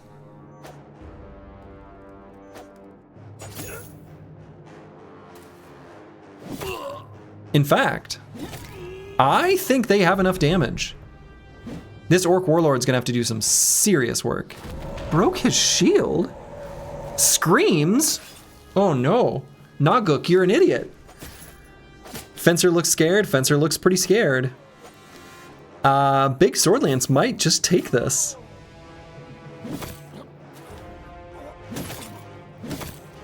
Oh yeah, they're definitely gonna take this.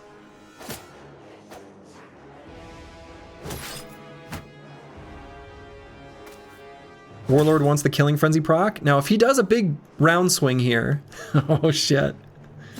Oh shit.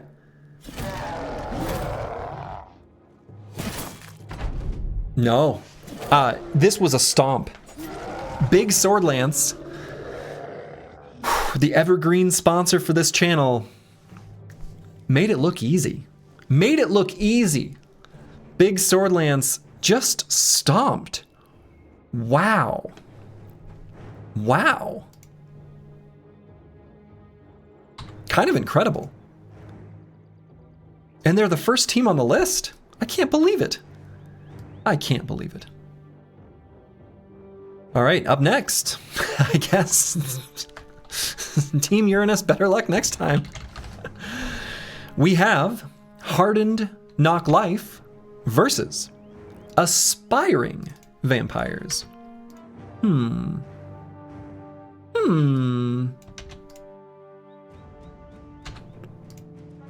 What do we think Aspiring Vampires are? Of course, I have seen the teams, but I don't actually remember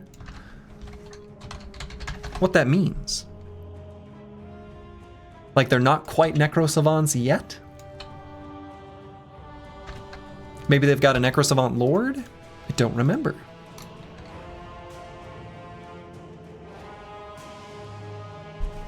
The Team 2 thing got a bit obvious. Yeah, I had to back it off. Slurgy, thank God I don't have to fight big Sword Lance until the finals. Indeed, until the finals. 2 Nobles and a bunch of Necromancer units? Ah, okay. I see. Very nice. On the left, Hardened Knock Life. We've got some units with a Hard Knock Life. 4 Gladiators, 2 Nomad Slingers, and 2 Conscripted Polearms. Sword Lances are back on the menu. And on the side of Aspiring Vampires, we've got just a beautiful little smattering of units. A Necromancer, a Geist, a Marshal, which is like a fancy sergeant, 5 Zombies, 1 Halberdier, a Fallen Hero, like the type that accompanies Rockageist, and a Nomad Zombie Bodyguard. Marshal has 50 range defense and parry. Ooh, okay. Gonna be pretty hard to hit then. Maybe the Team 2 victory's back on the menu. We shall see.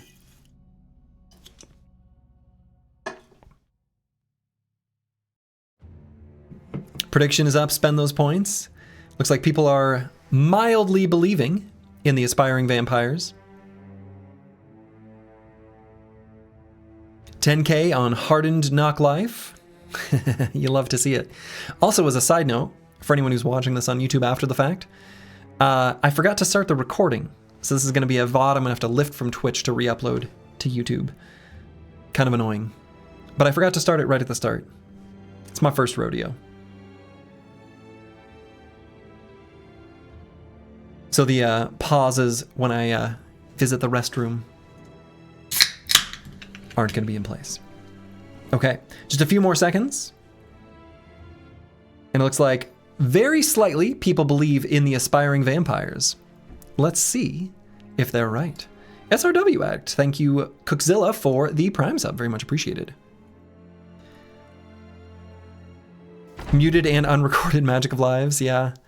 Started the stream muted. It's amateur hour over here. The guy gets a green screen and he forgets everything. The green screen's just going to be a special treat for this particular stream. It's the setup takes up too much space for me to leave in place long term. I'd have to like rearrange my room for that to be how I'd want to leave it set up. Maybe in the future I'll use it again.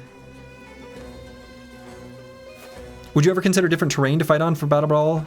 Yeah, I've thought about that, actually. I have thought about it and might do it in the future. You like the cozy background anyway? Yeah. You know, the funny thing too is that I know a lot of people who... It is a popular thing for streamers and just like people who play games or do any sort of content with their backdrop, usually try to like decorate it very nicely, have like the things that they enjoy there. Board games, boxes for video games, books, cute plush toys, stuff like that. And I have those things. They're just like over there. You can't even see them. Like, I don't know. I have a cute little like setup like that. It's just like not behind me. Behind me is a window. But yeah, they got a lot of big hammers on the side of Hardened Knock Life, which is appropriate. But this Fallen Hero, he's gonna do a round swing, isn't he? No. Has restraint. Unbelievable. Slurgy, remember during the first BattleBrawl when there was an archer duo that won simply because there was a mountain that an orc warlord couldn't climb fast enough? Oh, vaguely, yeah. Vaguely. It's always neon, games, books, and fancy stuff. Seen one, seen all. I mean, that's true. That is true. Trash Comps, thank you for the gift sub to Lord Emperor Posh King Marza. Get that Necro? Yeah, so far the Necro has remained unscathed, untouched, left alone. Weird the zombie nomad. Bodyguard didn't guard. That is weird.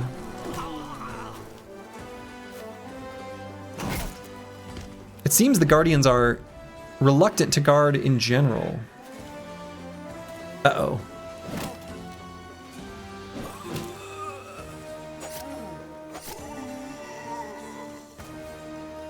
Necromancer is gonna get attacked here soon.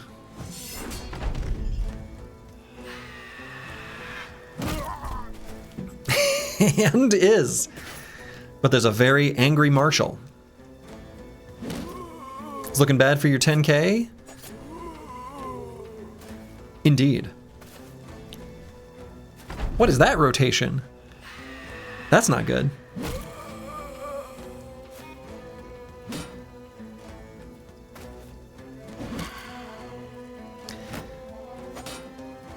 Now the Marshal is strong, but pretty outnumbered.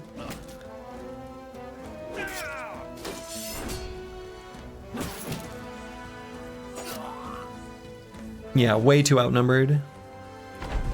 You bet 1/3 of your stack on this one, all 100 points? Well...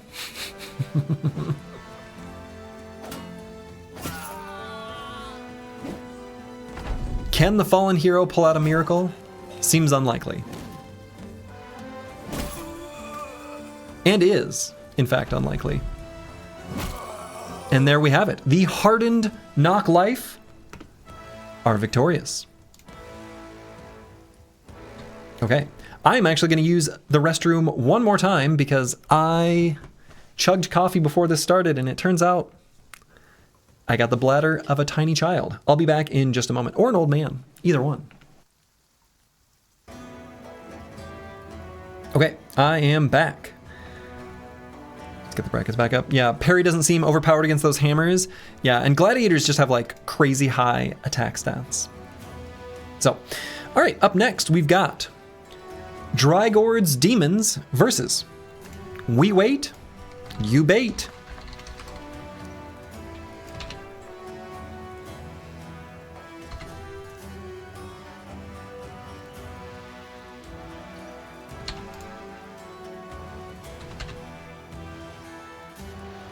Okay.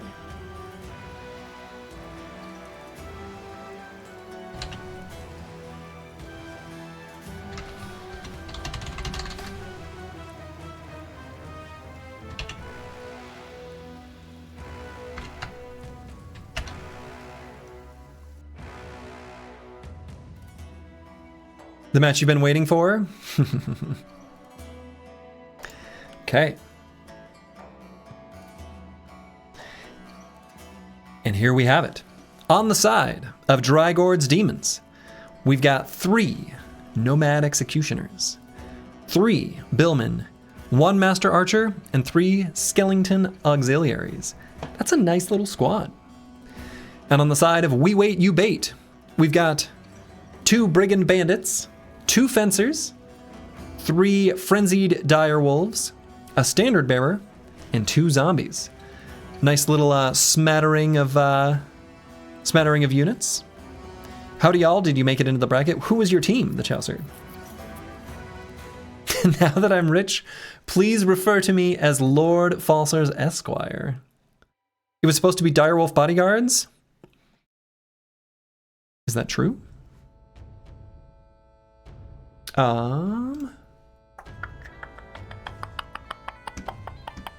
Did I screw up?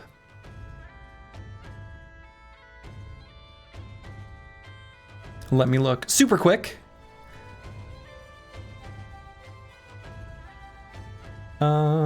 Frenzied Direwolf Bodyguards. Okay, it does say that, and I will fix it.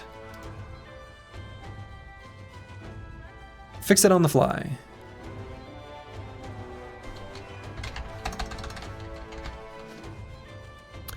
Oh, those aren't an option.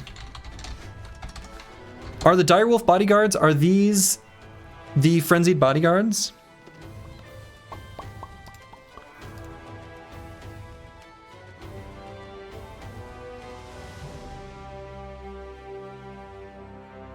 Yes? Okay. Okay. All right. Direwolf bodyguard is correct? Okay.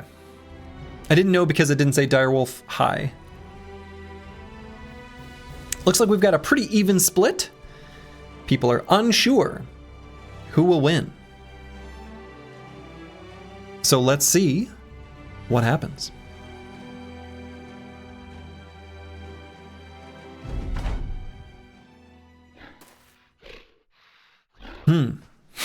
Direwolf bodyguard not bodyguarding. Immediately runs forward. Oh boy.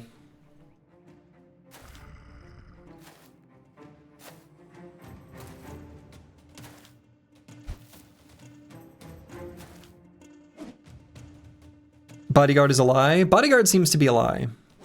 Other units have showed that as well.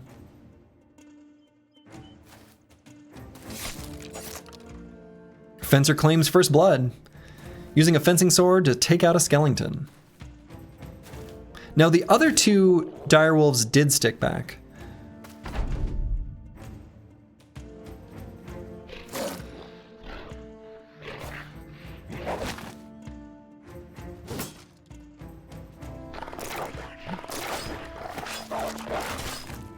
Pretty good attack by that frenzied direwolf on the bottom.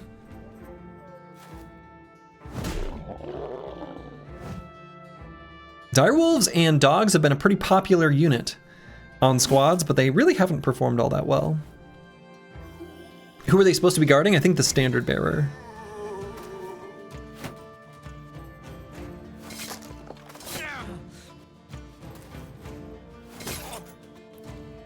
A lot is going to be riding on the fencing attacks of We Wait You Bait. That was a pretty good, I mean, the fencers are doing a good job. I will say that.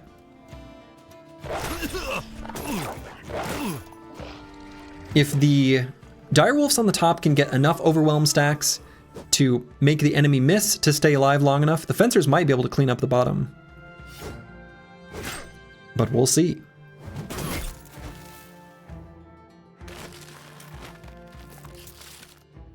Direwolves are cool as DPS. But they run at enemies and die because of their high initiative? Yeah.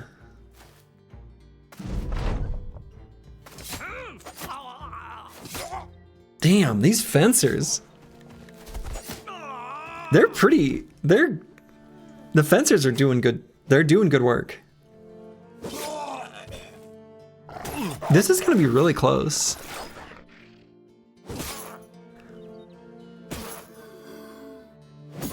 Those executioners went after precisely the wrong units. They really did.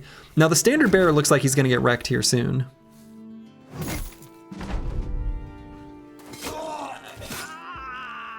Ooh! Damn!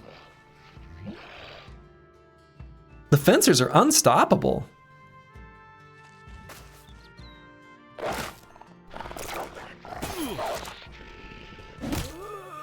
Can these two executioners pull it off? He hit his ally!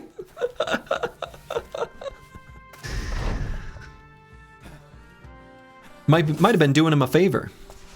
Trying to eject him. Let him go. Be free.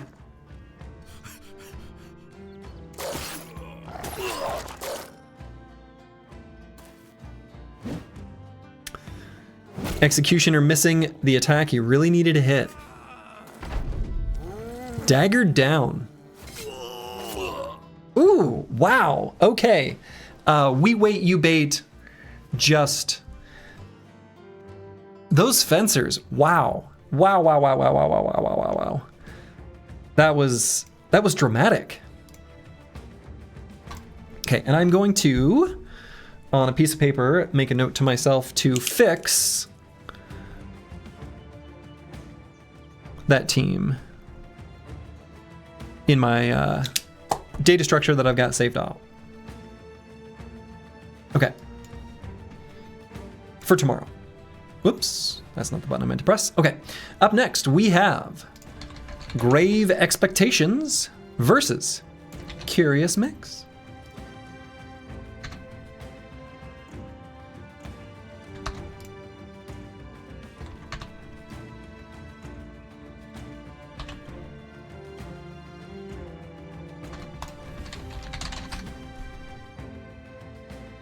Grave Expectations, one must assume, has some undead units in it. Or maybe it's named ironically.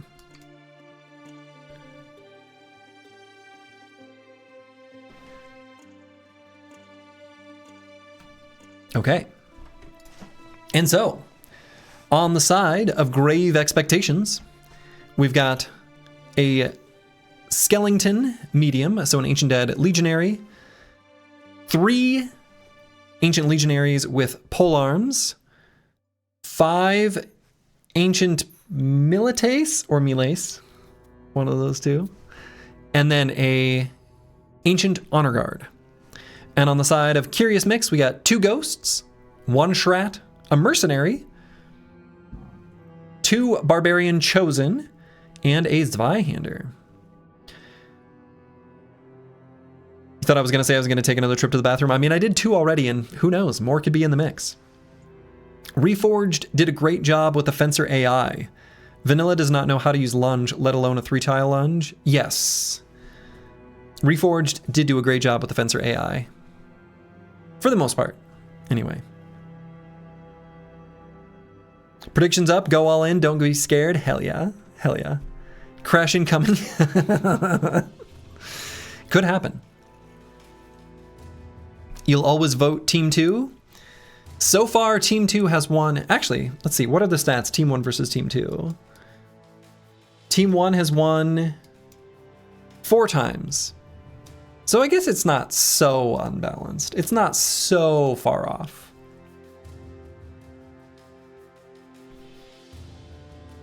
I was worried people might be onto me, so I had to, you know, mix it up. 20k on Curious Mix. Someone pull my Bugatti around. That's the spirit. That's the spirit.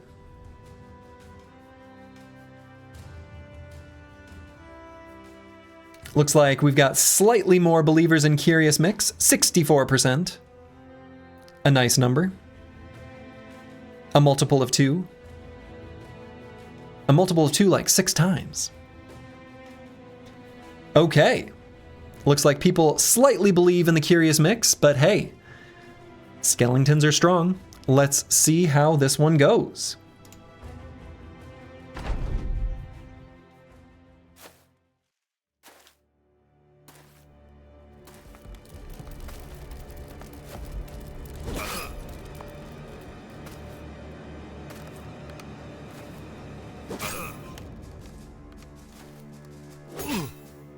Skellington's off to a pretty strong start.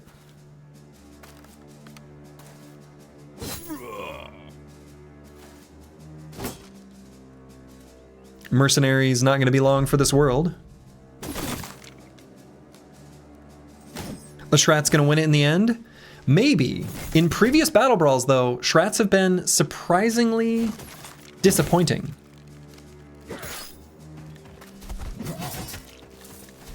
God.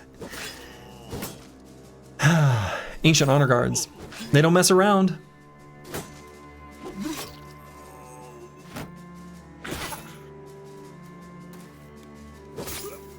Shrats are nerfed and reforged. I mean, honestly, Shrats, even in vanilla, are surprisingly weak in the Battle Brawls. The Barbarian Chosen made a pretty weird choice, moving to that lower hex. The Barbarian Chosen are... Whoa, okay. Zweihander going hard.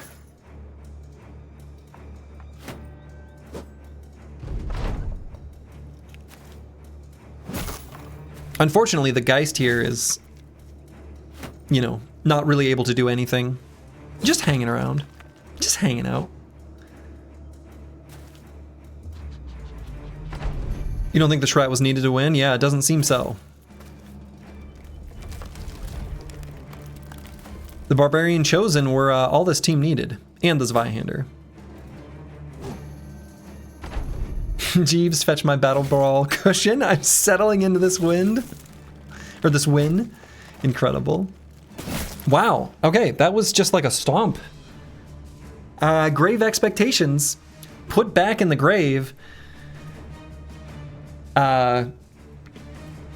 Curious mix. Curious victory. Wow. Okay. Up next, we have Blueberry Sunday versus Friedewald's Finest.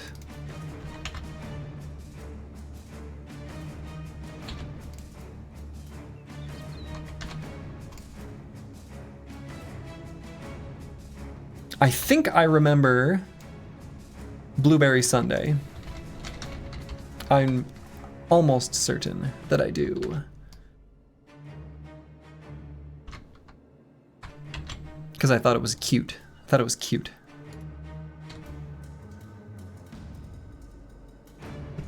Okay. The screen is up.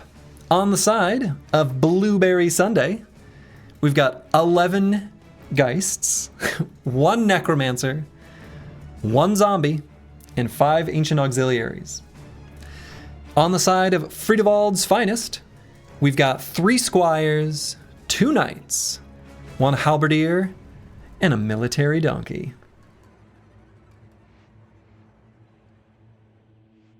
So much less Goblin Shaman spamming than the last 3 brawls, thankfully.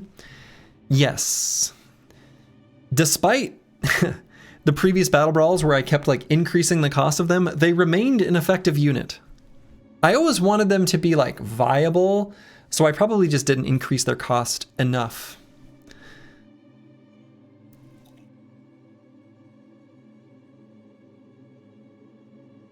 "11 ghosts. Will it be enough though? We're about to have a scream. We are indeed. You vote for the food name? Mint in bin. Smart. Got mint in the name. Mint is a food. I've got like wild mint that grow in my backyard. And when I mow the lawn, it smells nice. So I'm pretty happy about it. What's a military donkey? It's just a donkey. ASMR versus Knights and Squires? Yes.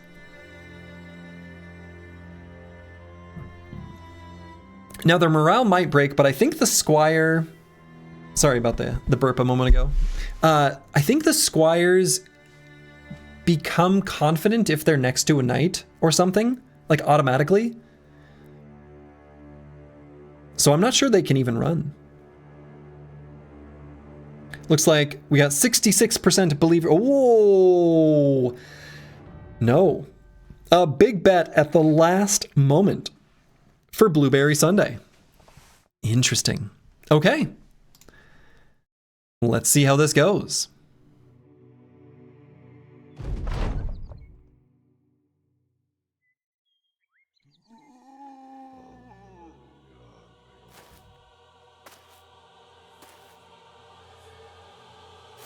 Looks like Friedewald's Finest is hanging back to no. Just kidding. I was gonna say hanging back to protect the donkey.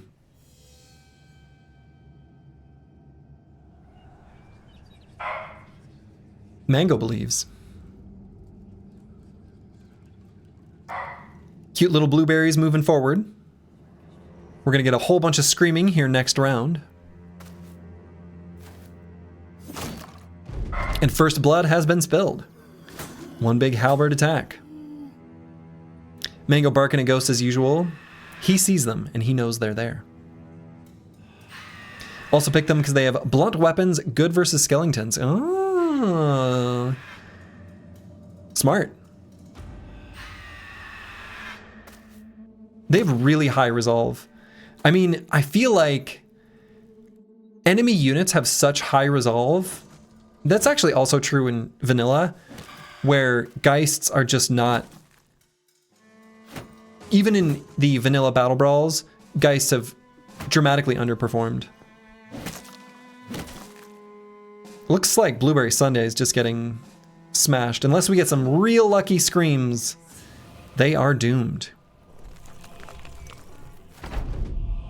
Slurgy, I made some artwork of this fight for you. Check your Discord DMs.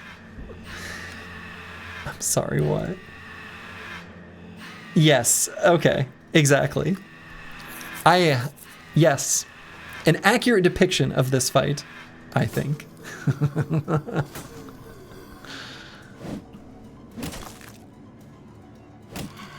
I know that meme, and that is funny.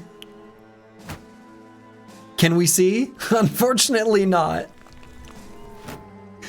One, I don't have a good way of sharing it. But two, it'll just have to remain Slurgy's knowledge. You assume skeletons would be picked a lot since they're so strong. Let's see how it goes. Oh, so Squigs, this is your team. Okay, that makes sense. Also, I think this Squire that's fleeing, because he's next to a knight, I think will go to Confident when his turn comes.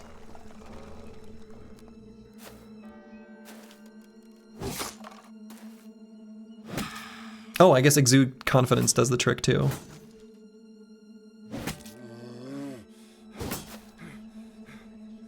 Oh, yeah, see, there it is. Yeah, these squires... Oh, wow, they even get named after them?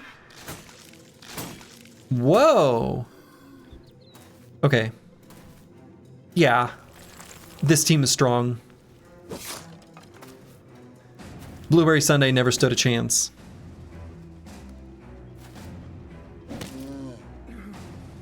Yeah, that completely breaks the blueberries. Completely.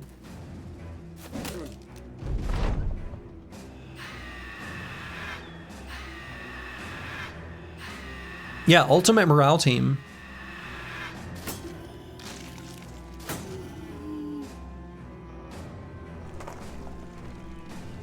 Necromancer doing his best, but ain't no way he's gonna outraise the DPS of Friedewald's finest.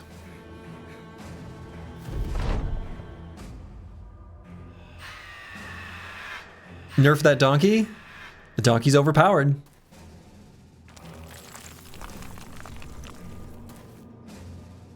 Squires are one of the units that I am confident that I undercosted, by the way.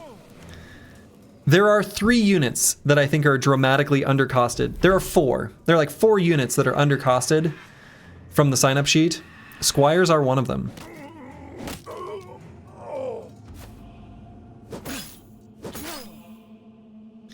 Just returned from lunch, you return to a donkey cart, and the donkey cart is gonna win. So. Donkey should be at least 50 points. Do those skeletons have attack skills? Oh, I didn't even look. Let's see. This one does, but I don't know that this one actually fell. I'm not sure this one ever got resurrected.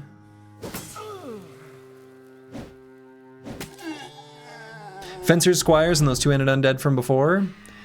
No, I think the fencers are good, but maybe correctly costed. I'm gonna keep all 4 secret until after the Battle Brawl. But squires, well, okay, 3. The 3 remaining. Squires are one of them.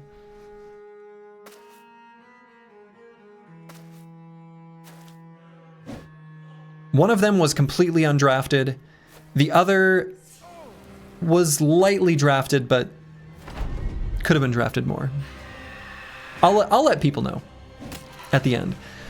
But that was brutal. Friedewald's finest just absolutely smashed that Blueberry Sundae.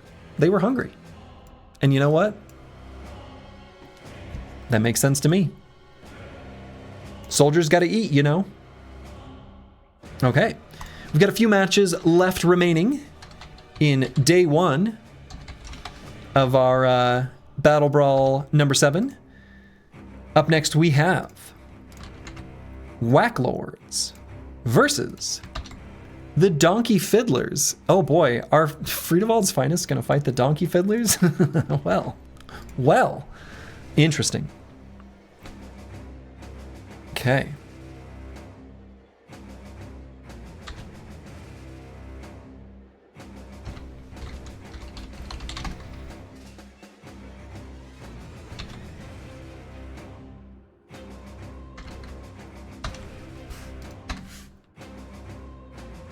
So let's get this loaded up.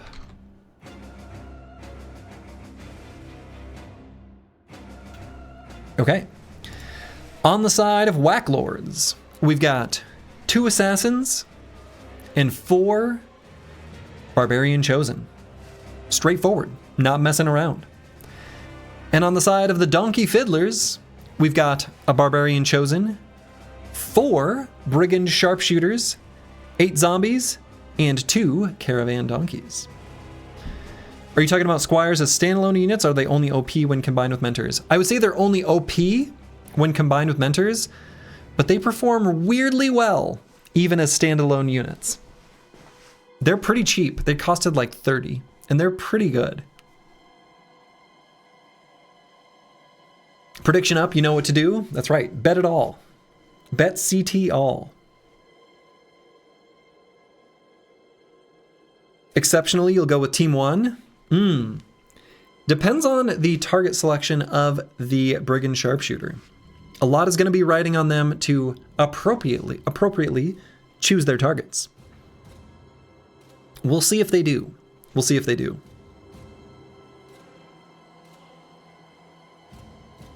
The Knightless Squire was the chief underperformer of that squad. I mean, that's true. That's true. But Squires with an appropriate, say, Anointed Knight? Oh, pretty strong. You'll never trust an archer? Probably smart. 50k on the Whacklords. Alfred, fetch my mink mousepad so that I may click more cat emotes. Oh, damn. Now, Falsers, your moment, you could fall. Risky business. Risky business with these bold statements. Just a few more seconds left. Pretty even split between the two as far as point predictions are concerned. Very even. 51 to 49. Okay. Whacklords versus the Donkey Fiddlers. Let's get rocking and rolling.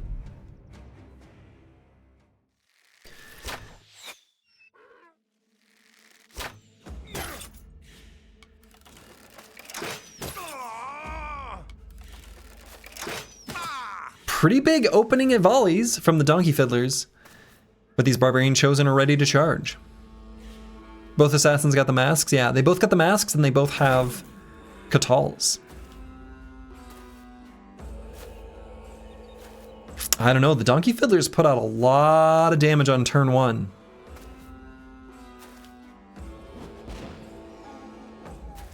Donkey isn't confident, looking the wrong way.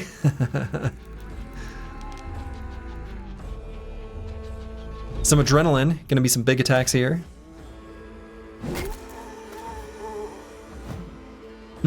I guess maybe not that big.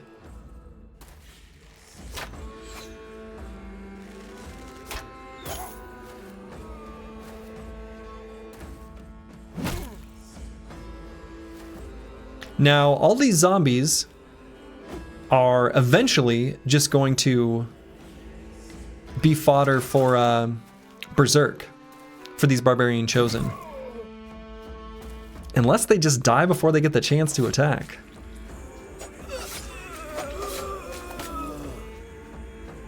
Assassins bringing the pain.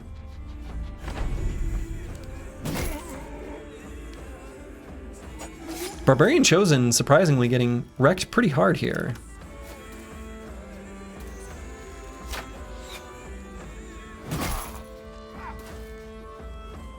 Nice rotation. Good teamwork on the side of the Whacklords.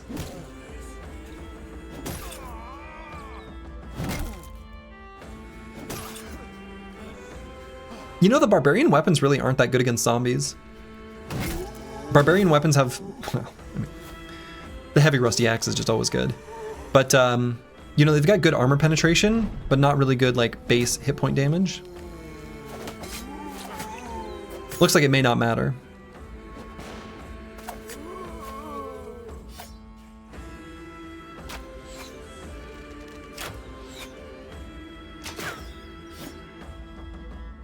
That's what the assassins are for? Sure. To put out the HP damage. Assassins seem strong. Yeah, assassins do seem strong.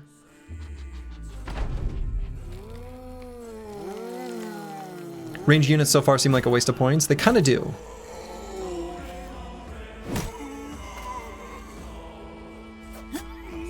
They have not performed particularly well.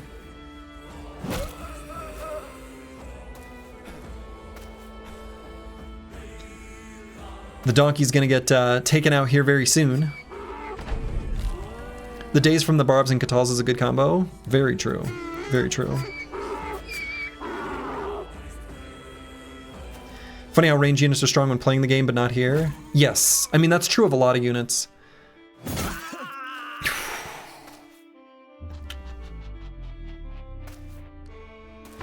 There's a lot of units that have to be pretty highly adjusted to make them BattleBrawl appropriate.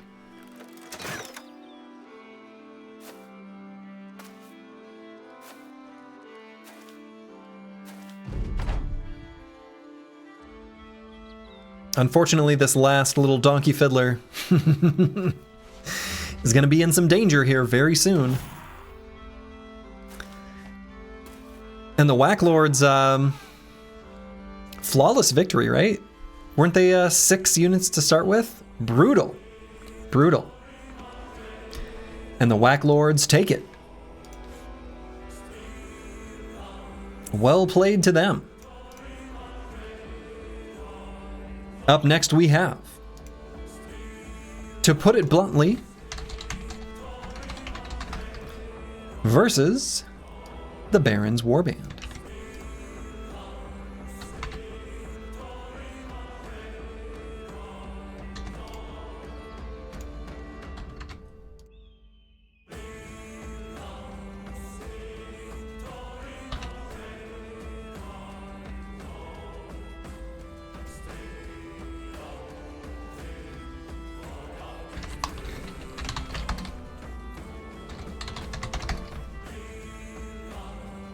Okay, getting them all loaded up here still. One more moment.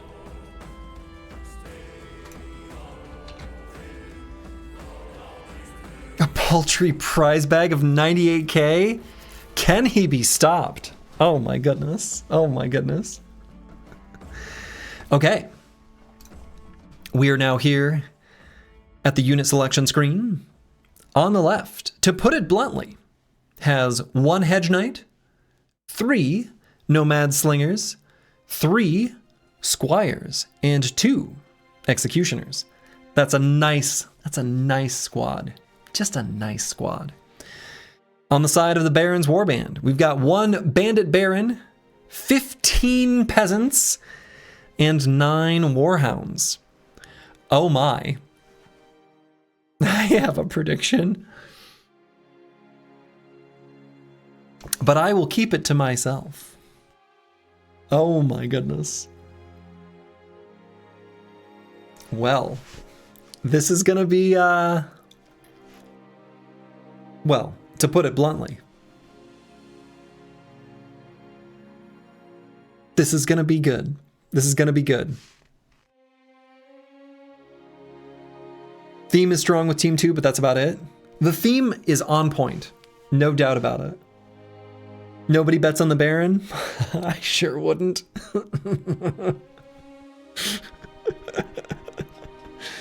Oh boy. This will be quite the show. I'm really looking forward to this one. Not that I think it will be, well, it'll be fun to watch. Do you get anything if there's no votes over there? Looks like someone bet something. Someone made a nice donation. 127k on To Put It Bluntly. Rutherford, bring my Taco Bell DoorDash from the terrace steps. See that my Baja Blast is freshly iced with the imported glacier from last week. The imported glacier, oh shit. Decorating only the finest of food in Taco Bell. Okay. Well, let's see how this goes.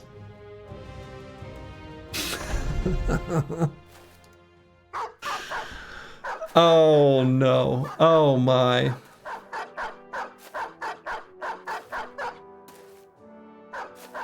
The dogs charge forward.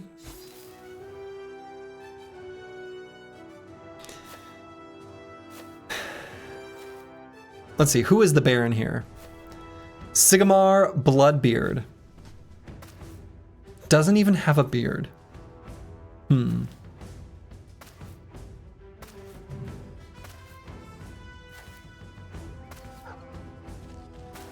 It's taken him a long time to get into position. Squire's starting strong. Oh no. Oh no. Oh, even the nomad slingers. Oh boy. It's gonna be hilarious if there's a perk that makes you stronger for each fallen ally. Ooh. Cool design space for enemies. I don't think that's a thing, and it should be.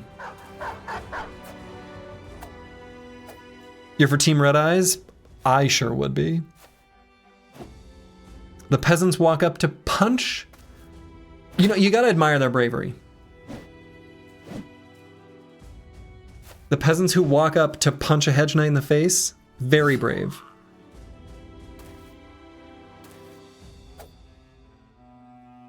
Since it's your team, finally round 2, wonderful. It's a pretty strong team, curse word. If you have to put it bluntly. I think this is a good squad.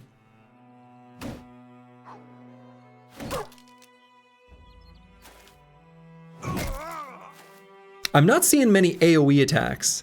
That's the only thing I'm a little disappointed by. I was really hoping, to put it bluntly, would maybe have more hammers. You know, for reasons. It's a meat grinder. It's a meat grinder. Adding peasants to your team should actually give you extra points. Yeah, all it does is really make the enemy team confident.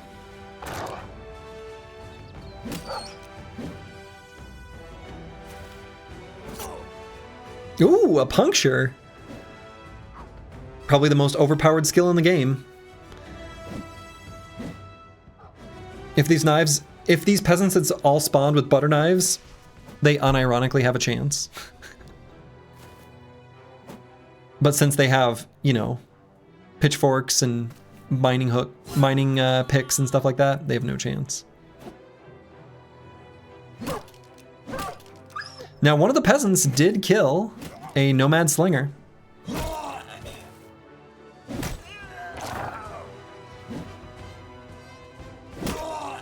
And we do have Sigmar Bloodbeard still ready to party.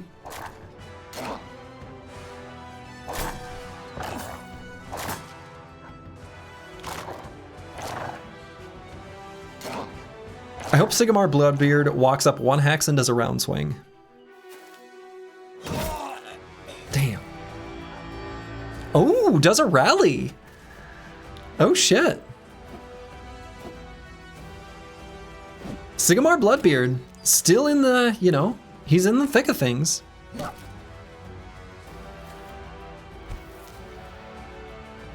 He got dirt thrown in his face.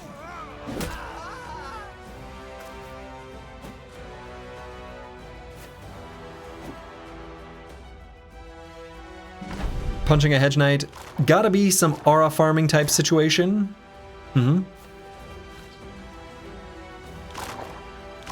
Put your hands up, JP up, appear over your head.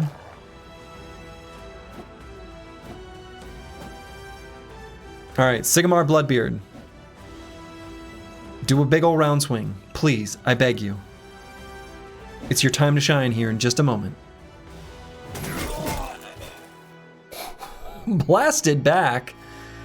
Does a rally and just hanging back. 7 versus 8 looks close. True. There are so many dead bodies. So many dead bodies. Come on, Sigmar Bloodbeard.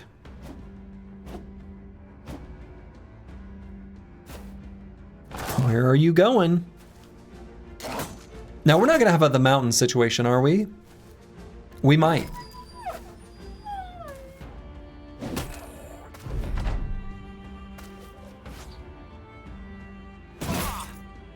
Big attack. Okay.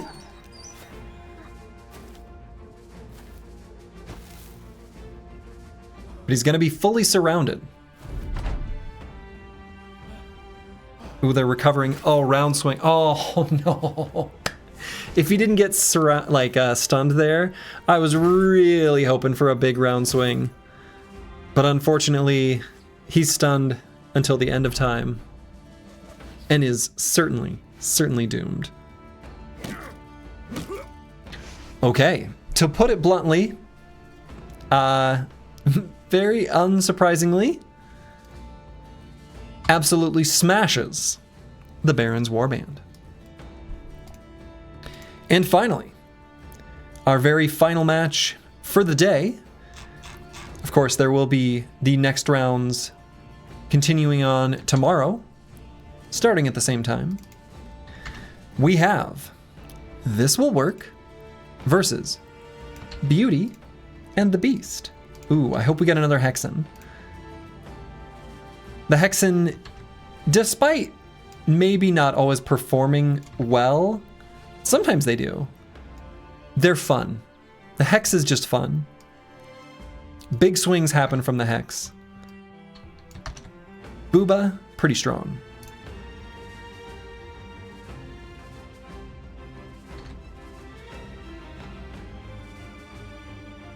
Okay. On the side of This Will Work, we have an Ancient Dead Priest, 2 Goblin Shamans, a Goblin Overseer, 3 Zombies, 2 Warhounds, and a Brigand Raider with a Direwolf Pelt attachment. On the side of Beauty and the Beast, we've got the Beauty, an Orc Warlord, 4 Executioners, and the Beast, a Fencer. Slurgy, Hex are like the Disruptors in StarCraft 2. I don't even know what a Disruptor is. I have fallen off of the StarCraft 2 bandwagon completely. If it's not from the original release, I don't even know what it is. I don't think this will work. Good for you, Slurgy. I mean, Brood War is just the superior game.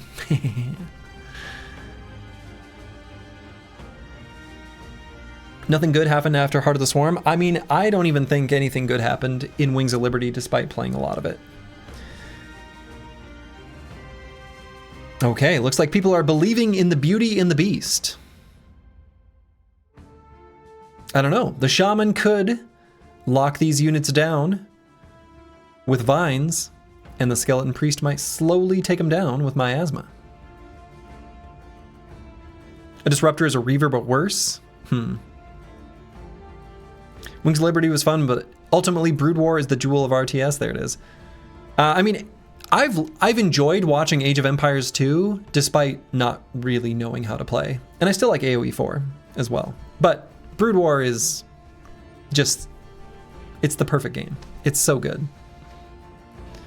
It's so good. You enjoyed the Wings of Liberty esports quite a bit? Yes. I mean, the GSL was fun. All right, looks like people are believing in Beauty and the Beast. Let's see how it turns out. Like watching Warcraft 3 and Age of Mythology? Unironically agree.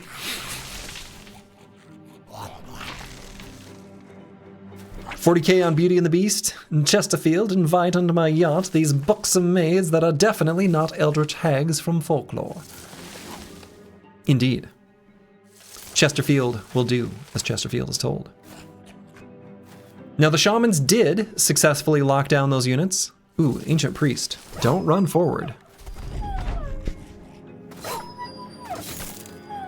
Oh my god. Ooh. Big roots, however, I don't know that this will work, is going to have enough damage.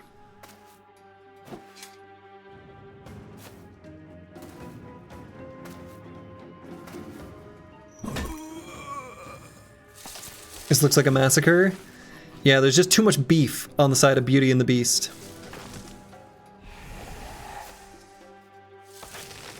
Too much beef.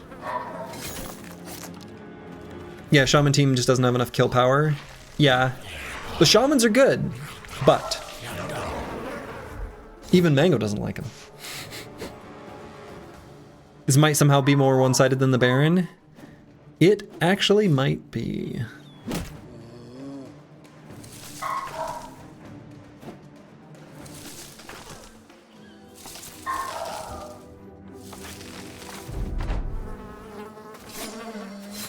I will say, I really like watching the Fencer with the two-handed fencing sword and the 3-hex lunge.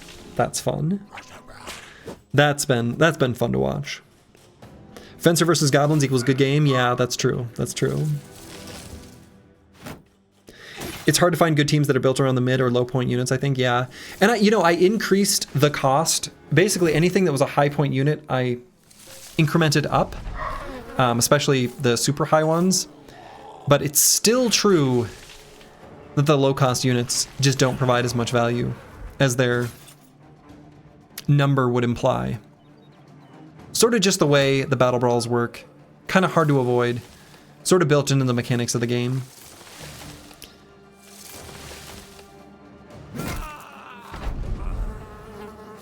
The Goblin Shamans are still alive, though.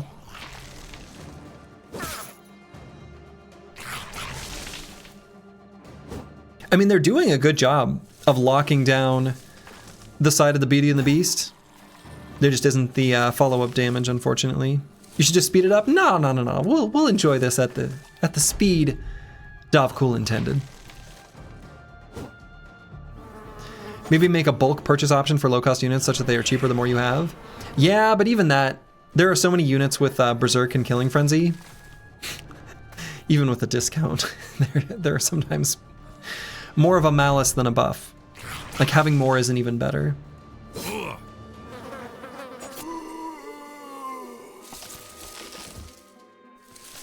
So even if I did that, I don't think it would be enough.